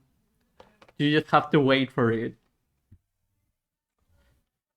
It's not like we've all been waiting for like half a century, an actual century, arguably, but like, just keep waiting, everyone. Keep waiting. Just hold, and soon enough, it will trickle down. The Black Like trash school food probably rolls out of a private company. Oh my god. Panthers were also known for carrying unconcealed, loaded weapons and monitoring the activities of local police in black neighborhoods. As they continued to engage in political activism and social change, their popularity grew across the country, especially in urban centers with large minority communities like Los Angeles, New York City, and Philadelphia. Additional chapters were established in places like Chicago, Indianapolis, Detroit. Oh, this is what I wanted large to. minority communities, popularity black neighborhoods. As they continue to engage in political activism and social change, their popularity grew across the country, especially Like, this is something that I wanted to highlight because, so like, a year and a half ago, I had made a stream where I basically laid down a way to make the revolution in the US, and it was like you could use the DSA as a way that like you could infiltrate the DSA, and like because you already have the national structure, just use it. But understanding how like the Black Panthers literally organically like spread across the country made me understand that you actually don't need an already established structure, because through that activism, especially now with social media, uh like that like that ideology, that organization will spread fast. Like, I mean, hopefully the FBI won't want to kill us all, but at the same time, like, it is something worth um trying to recreate, in my opinion. At the same time, oh, David, thank you. Sorry, I don't know why my alert didn't go off. But thank you. Welcome, Raiders. My name is Seb. I'm a communist. We're talking about the Black Panther Party right now. Hope you had a good stream. What were you talking about? I saw that in your title you had a test stream. So I don't know if I was actually supposed to be watching or not. But welcome, Raiders. Click my profile picture twice to make your view count. And yeah, hi. But yeah, I was like, you could try to recreate this, um, but I don't know. Thank you, Sam. Yeah, my first test stream from the computer, it went really well. Nice. Uh, okay, everything will be fixed eventually. We're just a billion tiny incremental improvements away from it. My kid couldn't eat school lunch because of allergies, but at their school, the kid who got school lunch sometimes got spoiled milk. What? Oh my god. There's even companies that come in and profit off of cooking and serving the free food of what? Again, I don't know how the US does this. Every day, I am just impressed at how horrible the country is. Oh my god. Uh, and there are kids who get free lunch because they can't afford it and get spoiled food. They're literally killing children. They're literally killing children.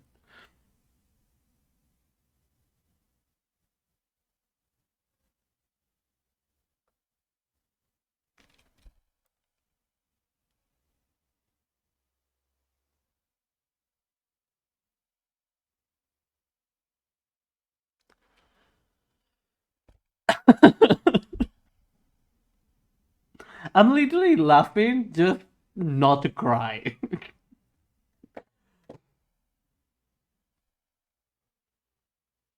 Hashtag the richest country on earth in history.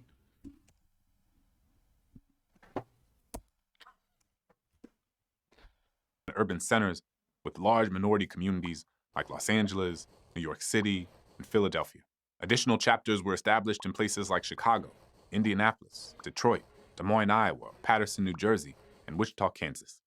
By 1968, approximately 2 years after the Panthers were founded, they had roughly 2,000 members across the country. But the burgeoning political... I mean, like, this is why I think it is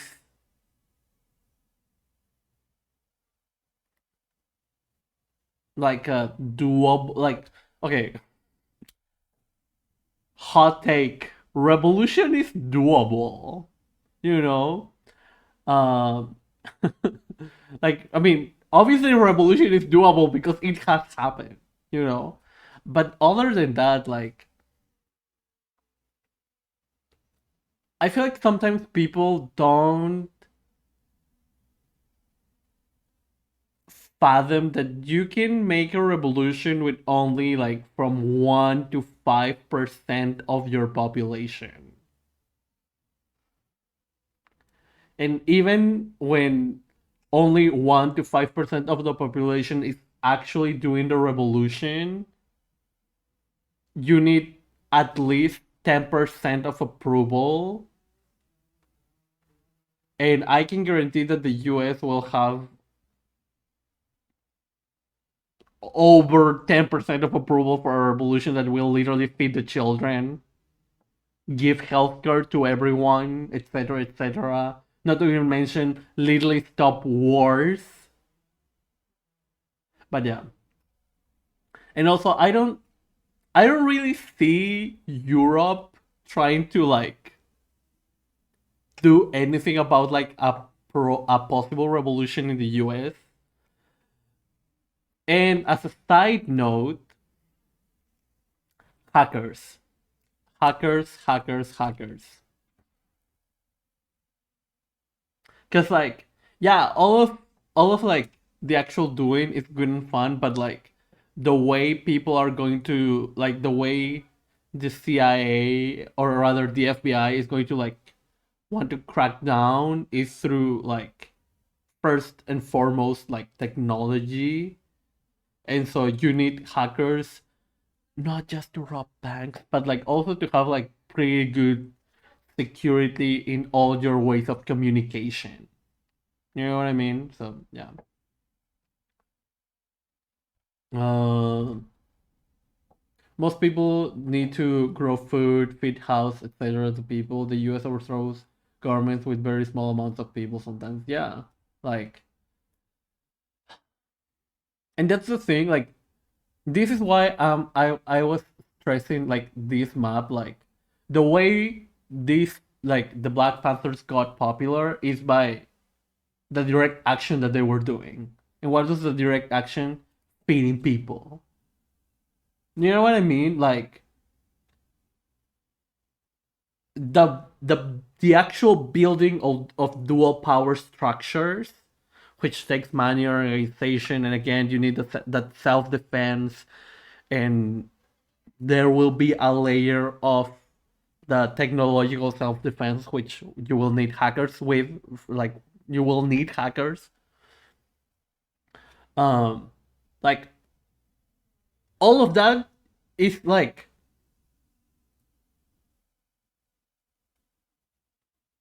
the first step, and it it is daunting, but like once you actually do take that first step, everything just runs on its own. Well, not runs on its own, but do you know what I mean? Like it is a pretty like ongoing process.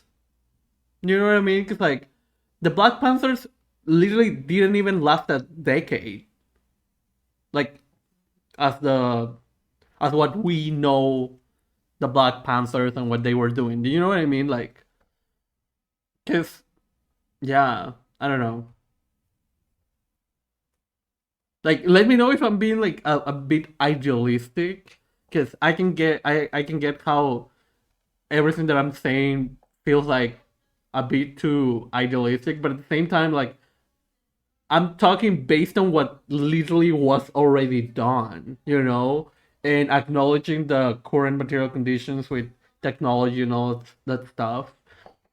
Like I may be some things.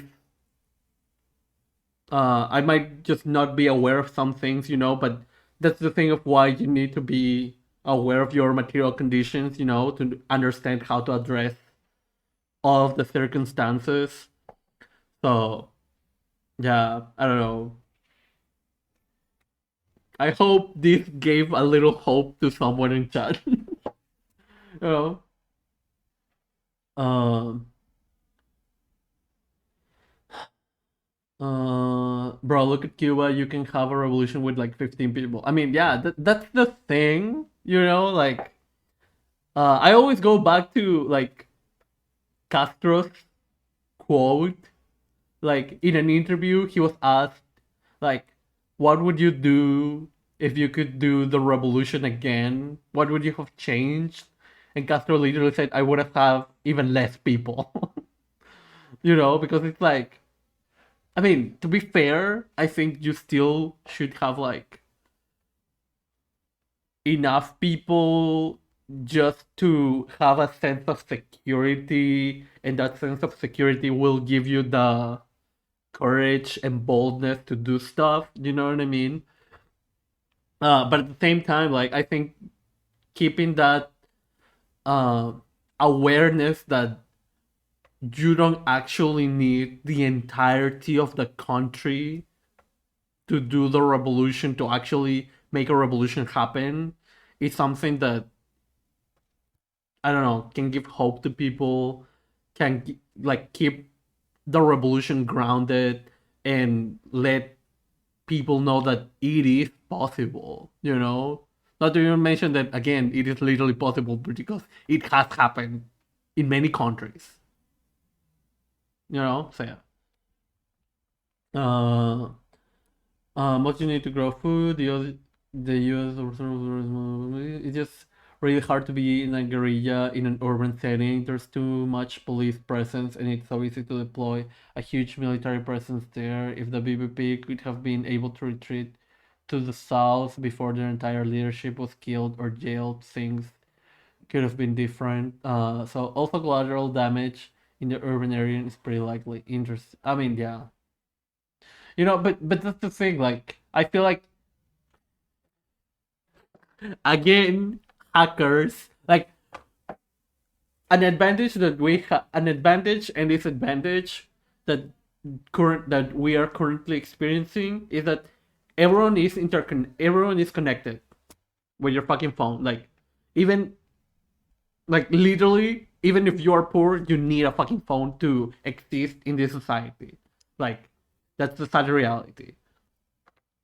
Worst case scenario, worst case scenario, you in Minecraft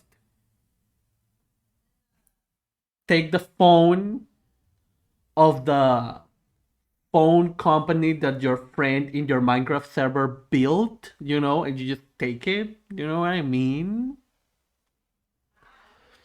But like, if you have this and then you have hackers that give you the protection to communicate, covertly, etc., etc., you should be pretty much fine. And so when you have a network that is pretty spread out throughout a city, I think you could um, communicate enough to lower the casualties the collateral damage in an urban area, But even then, when we were yesterday watching how the attacks to the Black Panther um, base, how that was going on, like it is still pretty concentrated. I mean, I guess depending on how you do the guerrilla warfare in urban areas, which is possible and it is a different scenario, but at the same time, you know what I mean? Like if you and that's another thing, right? Like it's not even just hypothetically doing all of that. Like for all of this to happen, you still need community, which is like the first and foremost thing that you have to have a community and people that understand what you are doing, not necessarily to the point where they become part of your organization, but like they are doing good and I trust them, like people who have like the awareness of like, oh yeah, they have arms because the cops have arms. And so like if most of your community is aware of that, if they see cops, they get away. If they see a group of your organization with like a certain look, like they will have the tools to read the room and be like, yeah, I should go now. That doesn't mean that casualties won't happen, because that's just the reality of it. But there are ways that you can minimize all of that. Again, let me know if I'm being like too idealistic. I'm like I like, as much as I'm talking, I still feel a little like out of depth, you know? Me literally talking like I have organized a fucking revolution in my life. You can really utilize warfare and keep the mass support guerrilla movement neat. Watching Battle of Algiers really made me understand what revolution looks like on the ground. They held off a U.S. invasion with 77 rifles. Interesting. Lenin did it from a cave with some paper. I mean that's another thing. Like, are there any like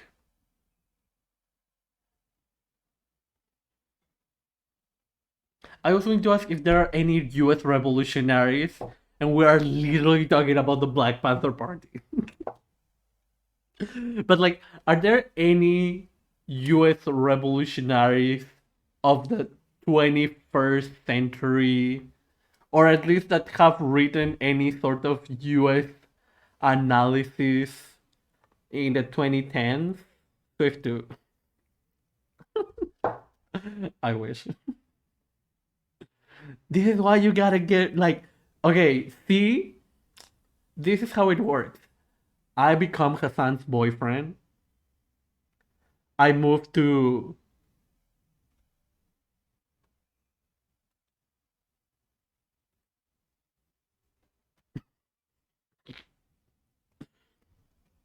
I become Hassan's boyfriend. I move to California. Then in California, I meet other famous people. Then I meet Taylor. I become friends with her. And then, whoop, I'm saying, dude, I'm saying it. Hassan is a power bottom. And then, whoop, I convert her into Marxism. and we have the leader of a revolution. Easy. See, you need to make me Hassan's boyfriend. So yeah. Visible pain. Oh my god. Rihanna Joy Gray. Oh my god. Don't even get me started. Like I always followed like my last Brianna Joy Gray good actually arc that lasted a couple of months, like a month ago. I still was like walking in like very, how do you say it? Like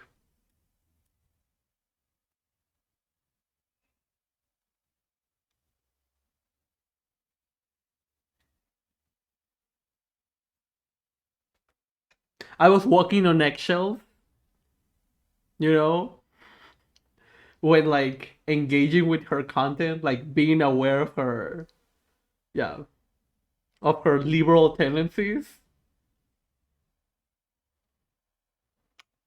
And then she had a white supremacist in her podcast.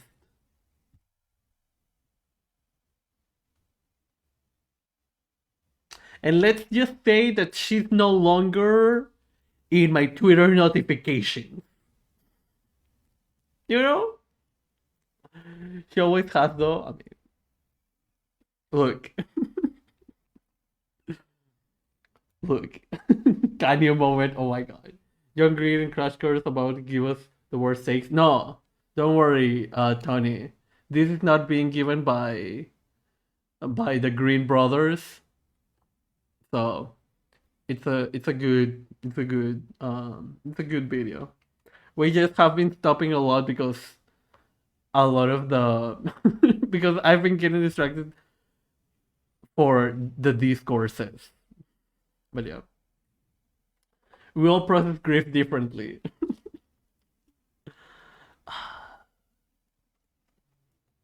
Yeah. Loaded weapons, and monitoring the activities of local police in black neighborhoods as they continue to engage in Detroit. Approximately But yeah, I don't know. I feel revolution kind of possible. 2 years after the Panthers were founded, they had We just need hackers. roughly Also, hi 2,000 March, members welcome. across the country.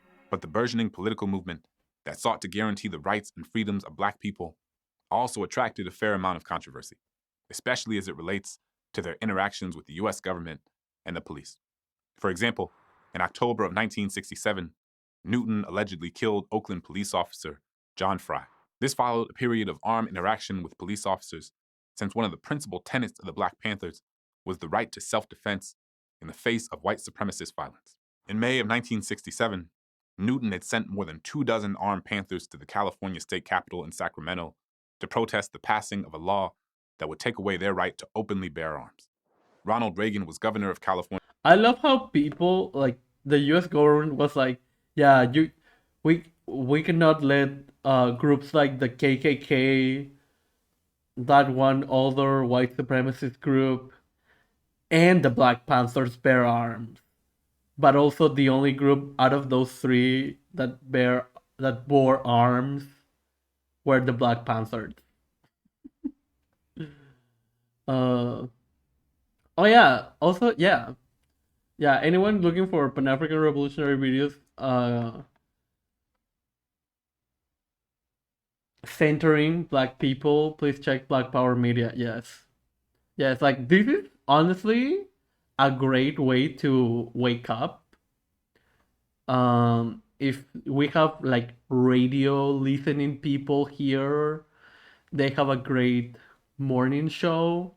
It is very fun and yeah, cannot stop recommending them. Yes. uh,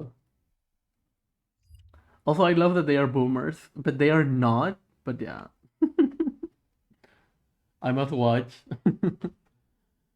Bad optics, you see, yeah. California at the time, and vehemently opposed the Panthers, who he believed served as a threat to his law and order campaign. The resulting news coverage painted the Panthers as a militant group and the new leaders of the Black Power movement more broadly. By the morning of October 28, 1967, Newton estimated that the Oakland police had pulled him over more than 50 times since 1966. That morning, he was pulled over by police, Damn. and within minutes, Newton was on the ground with a bullet in his stomach. Officer John Fry was fatally wounded, and another officer was injured. Newton was named as the shooter and handcuffed while still in the hospital. During this period in 1967, while Newton awaited trial and Seal was serving a 6-month sentence as a result of the Black Panthers' protest in Sacramento, a member named Eldridge Cleaver. Okay, this is a lip take, but like this is not a take. I'm just asking. Is it possible to infiltrate like a specific police station? Or like do people when they go to the police academy are just spread randomly? Like designated randomly to different parts of the country? Or is it still like within your state, for example? Like, does anybody know how that works? Like, it wouldn't surprise me if like it is just like a idea that will lead to nowhere, but you usually apply to a certain department. Interesting. As long as it isn't the community you live in, you can be assigned wherever. So you can be assigned, but you can also apply. You apply to a city. Bolden is more right. Okay.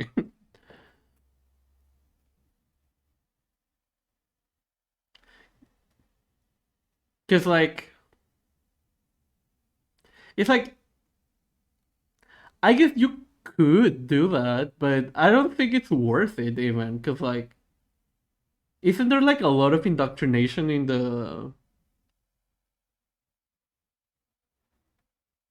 the police camp, training camp thingy? Like, I don't know.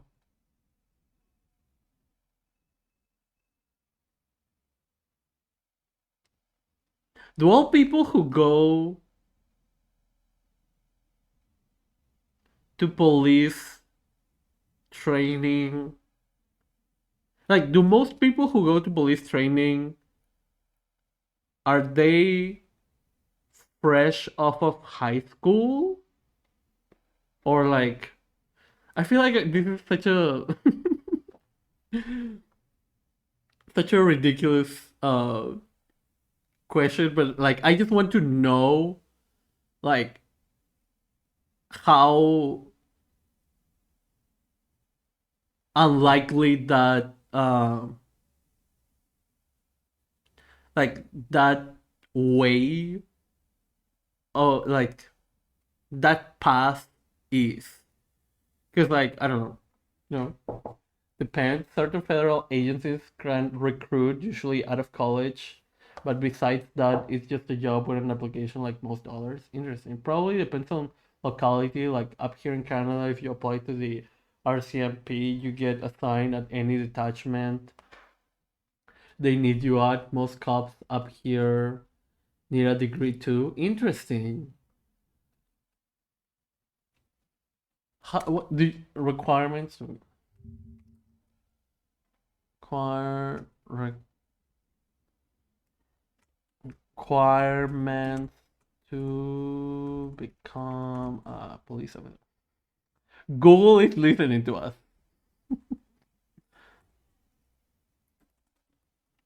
In the US of A. 3 fucking ads to police officer requirements. But some cities operate their own forces and you can apply to those directly. Interesting.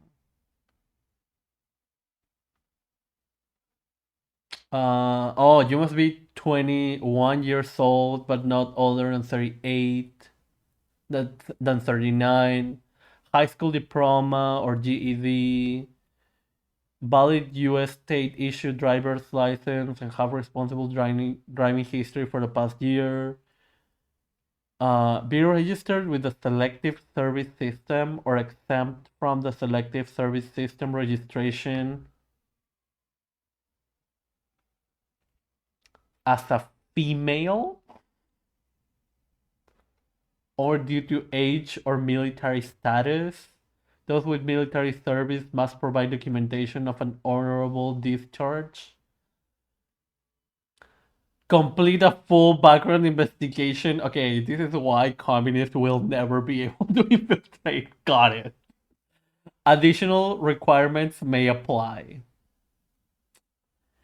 Interesting. Interesting. So, like, infiltrating the police is a no. Local police departments or deputies, depth departments are 18, I think. Interesting. Oh, like, got it. The hiring process, authorization for release information form, personal history statement, orientation session,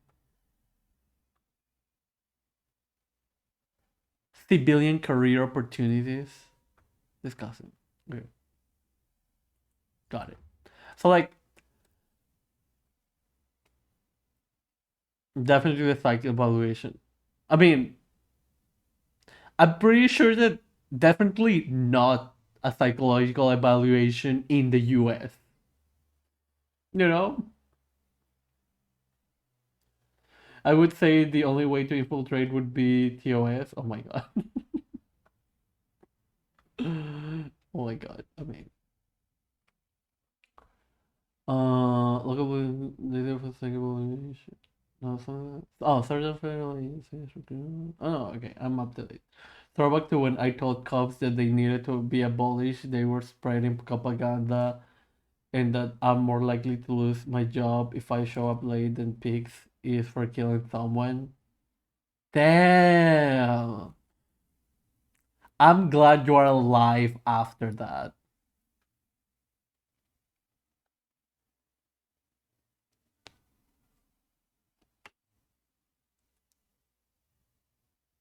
You are my hero.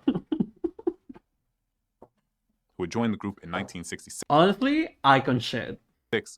took over as the new leader of the Panthers. In 1960, as a result of the Black Panthers' protest in Sacramento, a member named Eldridge Cleaver, who had joined the group in 1966, took over as the new leader of the Panthers. In 1967, he married fellow Black Panther member Kathleen Neal. Cleaver's critically acclaimed 1968 memoir, Soul on Ice, which told the story of his life and time in prison, sold over 1 million copies within 2 years. Cleaver had studied the work of writers like Thomas Paine, Voltaire, Karl Marx, Richard Wright, all while incarcerated, and this influenced his personal philosophies and political writings.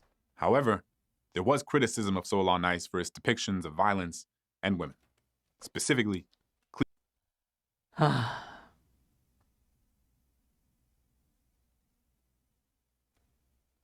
Almost. Cleaver admits in the text to committing serial I did it in front of reps with the police union in my country legislature too. Oh my god. rape of women, beginning with Black women in poor communities for practice before beginning the serial rape of white women. Cleaver's admissions in Soul on Ice. Okay.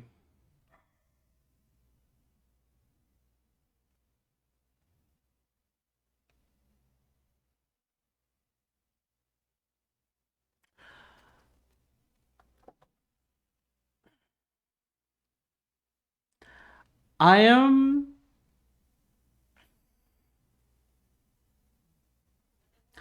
wondering if all of that description was necessary. Cause like I feel like him mentioning like depictions of women was like good enough of a description.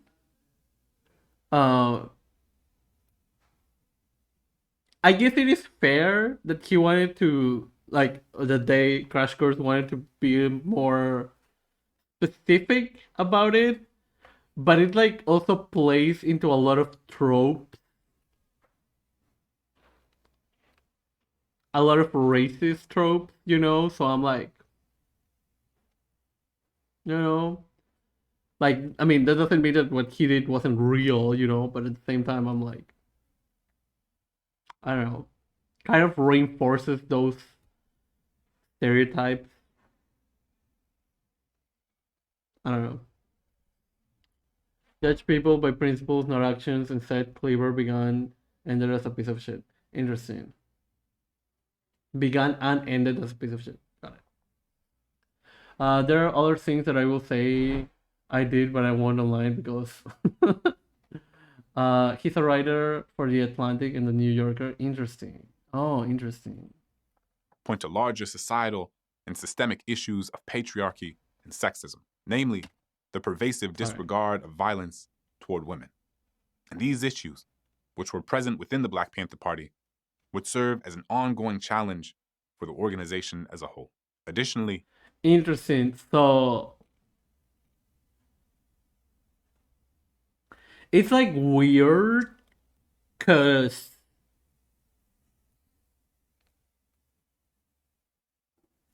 when I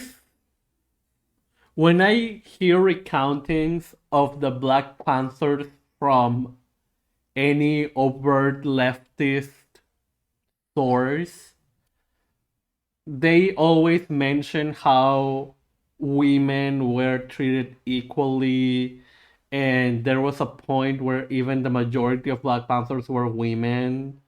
But every time a liberal source talks about this, they mention that sexism was a problem, was like a problem in the Black Panther Party. And so I don't know what to make of that because I can only our conservative republic interesting. Then fuck him. Like, why even include him in this video at all? Who knows? Whatever. You know, I bet on all these people. Yeah. But I'm like, maybe this was like a sex. There was a sexism problem in certain um branches. Maybe there were complaints in certain branches, and then they were corrected. You know, because like for example, uh, in the movie, there was a moment where the FBI guy was like trying to flirt, and I say trying to because he was being creepy with a woman, and he like they called his attention, like you know, like called him out on it, saying, "Hey, don't be a fucking sexist piece of shit. Thank you, bye." You know, I'm paraphrasing, of course, but like I don't know, you know, kind of weird. Has Crash Course been pretty good in the beat over the Black Panther or still to live? They've been pretty good so far. Like I've had like a criticism, like I've had criticisms of like one or two words they use, but more about like how inaccurate they were rather than a liberal portrayal of it. But this second half is getting like it's having like more weird stuff. But yeah. Uh yeah, by the 70s he announced radical struggle and started teaching at a Mormon college. Interesting. Again, why include him? Like I guess you want to be like this video wanted to be like balanced and include the good and the bad, and it's like if the bad is like literally one person out of an entire organization. I mean, I think he became leader, so I guess it makes sense to mention him, but at the same time I'm like I don't know, you know, but still To be fair, that's also me just saying no, don't paint the Black Panthers in a bad light. My feelings, oh, but at the same time, I don't know. They're using labor racist talking points of they had guns and they mistreated with. No, they didn't. They didn't use the they had guns as a like derogatorily throughout the video. But they just said that they mistreated women. But that's the thing, like they said that a specific dude mistreated women, and then just said that there was a sexism problem in the Black Panther Party, which I don't know what that means, because all other recalls of the Black Panther Party show that they were a pretty feminist organization. So I'm like, I don't know what they're talking about. They'd be more give broad generalizations. Didn't even become a leave like the rest, but a Republican. Yeah. Like I don't know. They say why they had guns. So yeah. They talked about like self defense, how it started about like and it claimed explain why. Yes. Actually, I don't know. Did it? I feel like I took it for granted. But they haven't like he hasn't like painted them being armed as something bad. It has been painted so far as something they felt like they had to do with good reason. You know?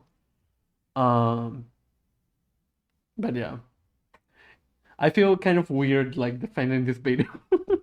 But it's like I'm trying to like that is what the video say like this video is not like bad, like it is not bad, like there is a lot of to criticize, especially in this second half so far, but yeah.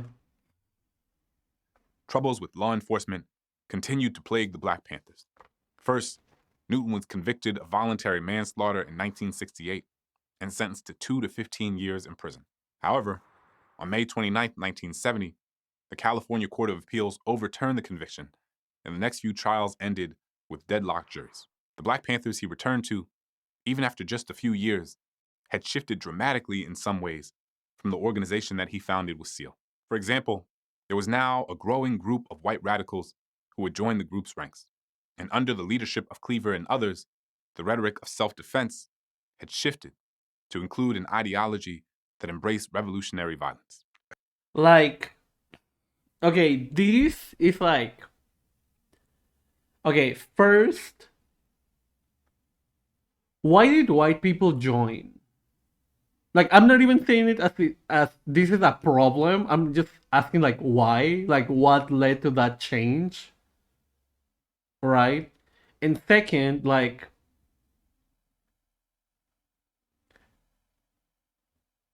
what do you mean they embraced revolutionary violence? Because like self-defense against violence is violent. Do you know what I mean? Like,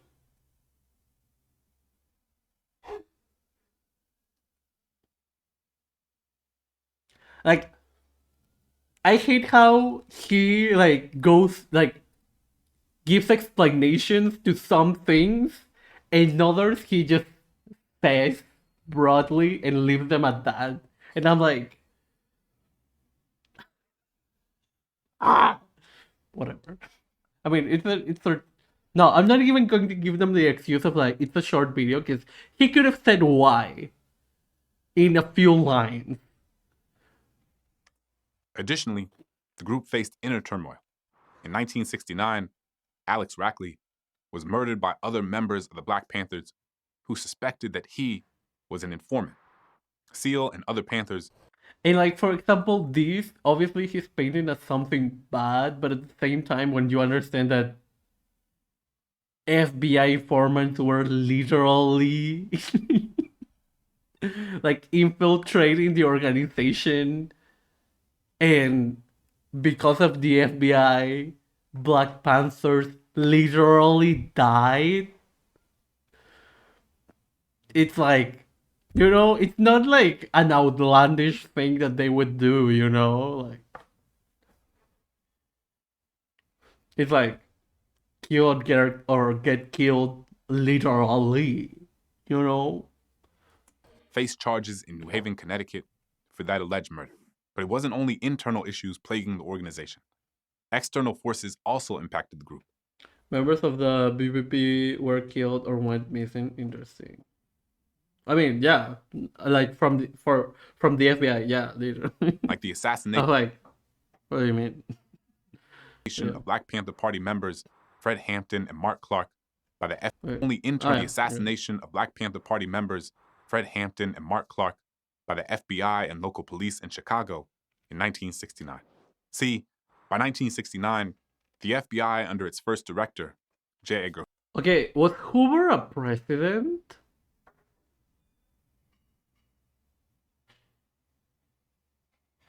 Or is it just a common last name that I just happen to hear a lot in my history class?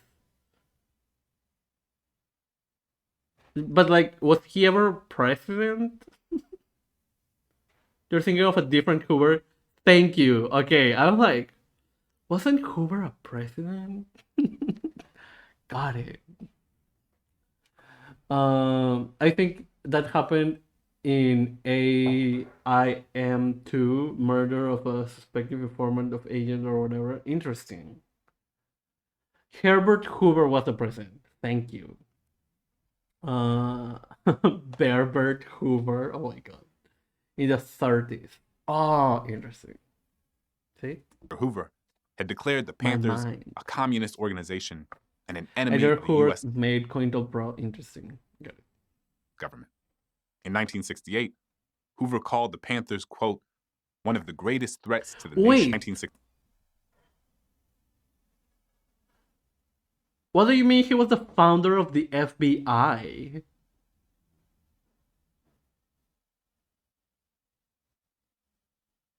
Was the director of the FBI like FBI?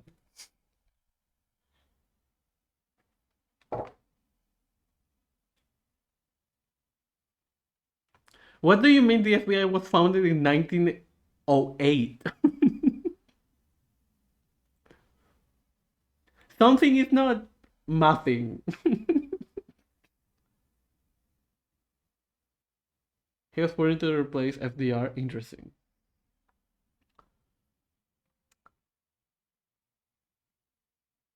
How was the FBI founded in 1908? But he was the director still in 1968.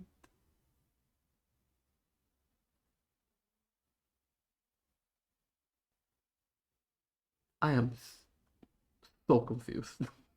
Like, was he there for like 60 years? Like, was he like 90? When did Hoover died? Oh, Edgar Hoover.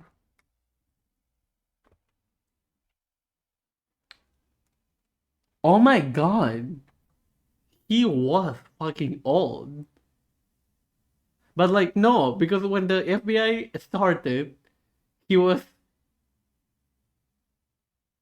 13 years old. Yeah, it's impossible that he was the founder and first president of the FBI at 13 years old. Hello? Something's not mathing. 68, Hoover called the Panthers, quote, Unless they are talking about that he founded COINTELPRO when it became the real FBI. Oh, okay, that makes more sense. I was like, was he 13? That's some deep nepotism. I know it's from Public Enemy's movie. Interesting. Ooh, we should watch that. uh, where he started by spying on black newspapers and those questioning U.S. involvement in World War II. Interesting. Okay, got it. one of the greatest threats to the nation's internal security. Because of this, the Panthers became the target of the FBI's COINTELPRO, a secret counterintelligence program that used to surveil politically progressive Used groups. to. But the organization continued to function, with Elaine Brown serving as the chairwoman. Everyone say hi to our FBI and CIA agent. Hi. It's Cointel Pro. What's the new name of Cointel Pro, by the way? Of the Black Panther Party from On the Black Power movement. Nice. Was a chairwoman of Black Panther Party. She was the only woman that held this role and often faced sexism and discrimination for asserting herself and leader the party. 1974 to 1977. She was the only woman to hold this role and often faced sexism and discrimination for asserting herself. I just read and leading the that. party. Thank you. Gender roles within the party were often quite restrictive, but women like Brown, Kathleen Cleaver, Asada Shakur, and Erica Huggins held Okay, so they were restrictive, but also they held leadership positions to the point where a woman was literally the leader of the entire organization. So were they restrictive or were they not? Also, what do you mean by they were restrictive? I hate this guy. leadership positions within the organization, including as From the book Public Enemies. Oh, I thought it was. No, yeah, you said it was a movie. Is it also a movie? America's Greatest Crime Wave and the Birth of the FBI. Interesting. Interesting. It's almost like cops actually do nothing. editors Movie of the from the party's book. newspaper. Nice.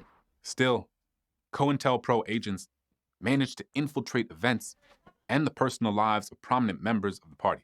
In the 1970s, a Senate committee led by Frank Church, a Democrat from Idaho, exposed the FBI and COINTELPRO. As the scholar Peniel E. Joseph has described it, the FBI and COINTELPRO had a, quote, clandestine role in the dismantling of the Black Power, New Left, and anti-war movements, and revealed further evidence of the pitfalls of unchecked government power. Under the weight of internal strife and external pressures and surveillance, the organization officially dissolved in 1982. The Black Panther Party helped to bring Black power to national and international. Both the legal and illegal struggle were headed by women, but we are to believe that sexism in the black community is the same as racism in the white community. Interesting. Yeah, that's why I'm like very skeptical when the liberal sources tell me that there was a sexism problem in the Black Panther Party because, like, again, all the counts from leftist sources tell me otherwise, and I'm like, was it a problem? I mean, I'm sure there were problems, like we still live in a patriarchal society, and some black people will replicate those patriarchal structures in order to survive, because white supremacy, but at the same time, it's like, I don't know, I'm pretty sure they were pretty fine. I don't know. So tired sorting up the live sources because I guess it's educational. I know. Like I honestly just wanted to watch this video for the map to like show how it is possible to make the revolution, but we're almost finishing the video anyway. Sure glad the US never recreated any kind of government program with overreach like that. uh First queen in written history might have been a revolutionary too, Kubaba. Interesting. Where? Also, what do you mean queen? Like,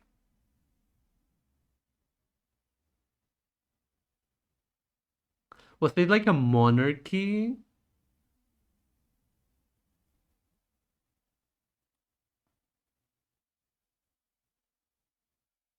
Sorry, I'm like thinking how like Oh, in Sumeria, got it. Forget my my brain fart. We need the left to make better infographics because libs and infiltrators be doing that shit. She somehow made it on the Sumerian kings list. Interesting. You know, we don't know, but we stand. We support women's rights and women's wrongs. National prominence and raised important questions about Black people's right to fair treatment, equality, and self defense. It's not an organization that was perfect, and it shouldn't be overly romanticized in ways that ignore us. Shut up. Hashtag the Black Panthers did nothing wrong. Hashtag uncritical support for the Black Panther Party. And she started some kind of bar owner or beer brewer. It must have been a wild story. Interesting. Oh my god. We stand alcoholism. Some of its institutional and interpersonal failings. At the same time, its legacy shouldn't be minimized or mischaracterized because of the multiple. It shouldn't be mischaracterized.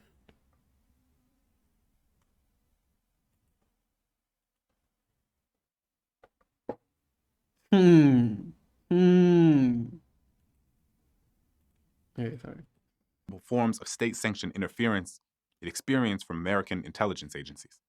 The Black Panther Party's contribution to the Black freedom struggles of the 1960s and 1970s and today was profound.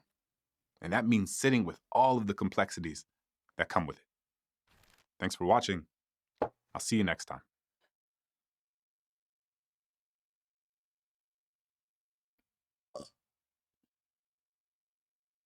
Excuse me.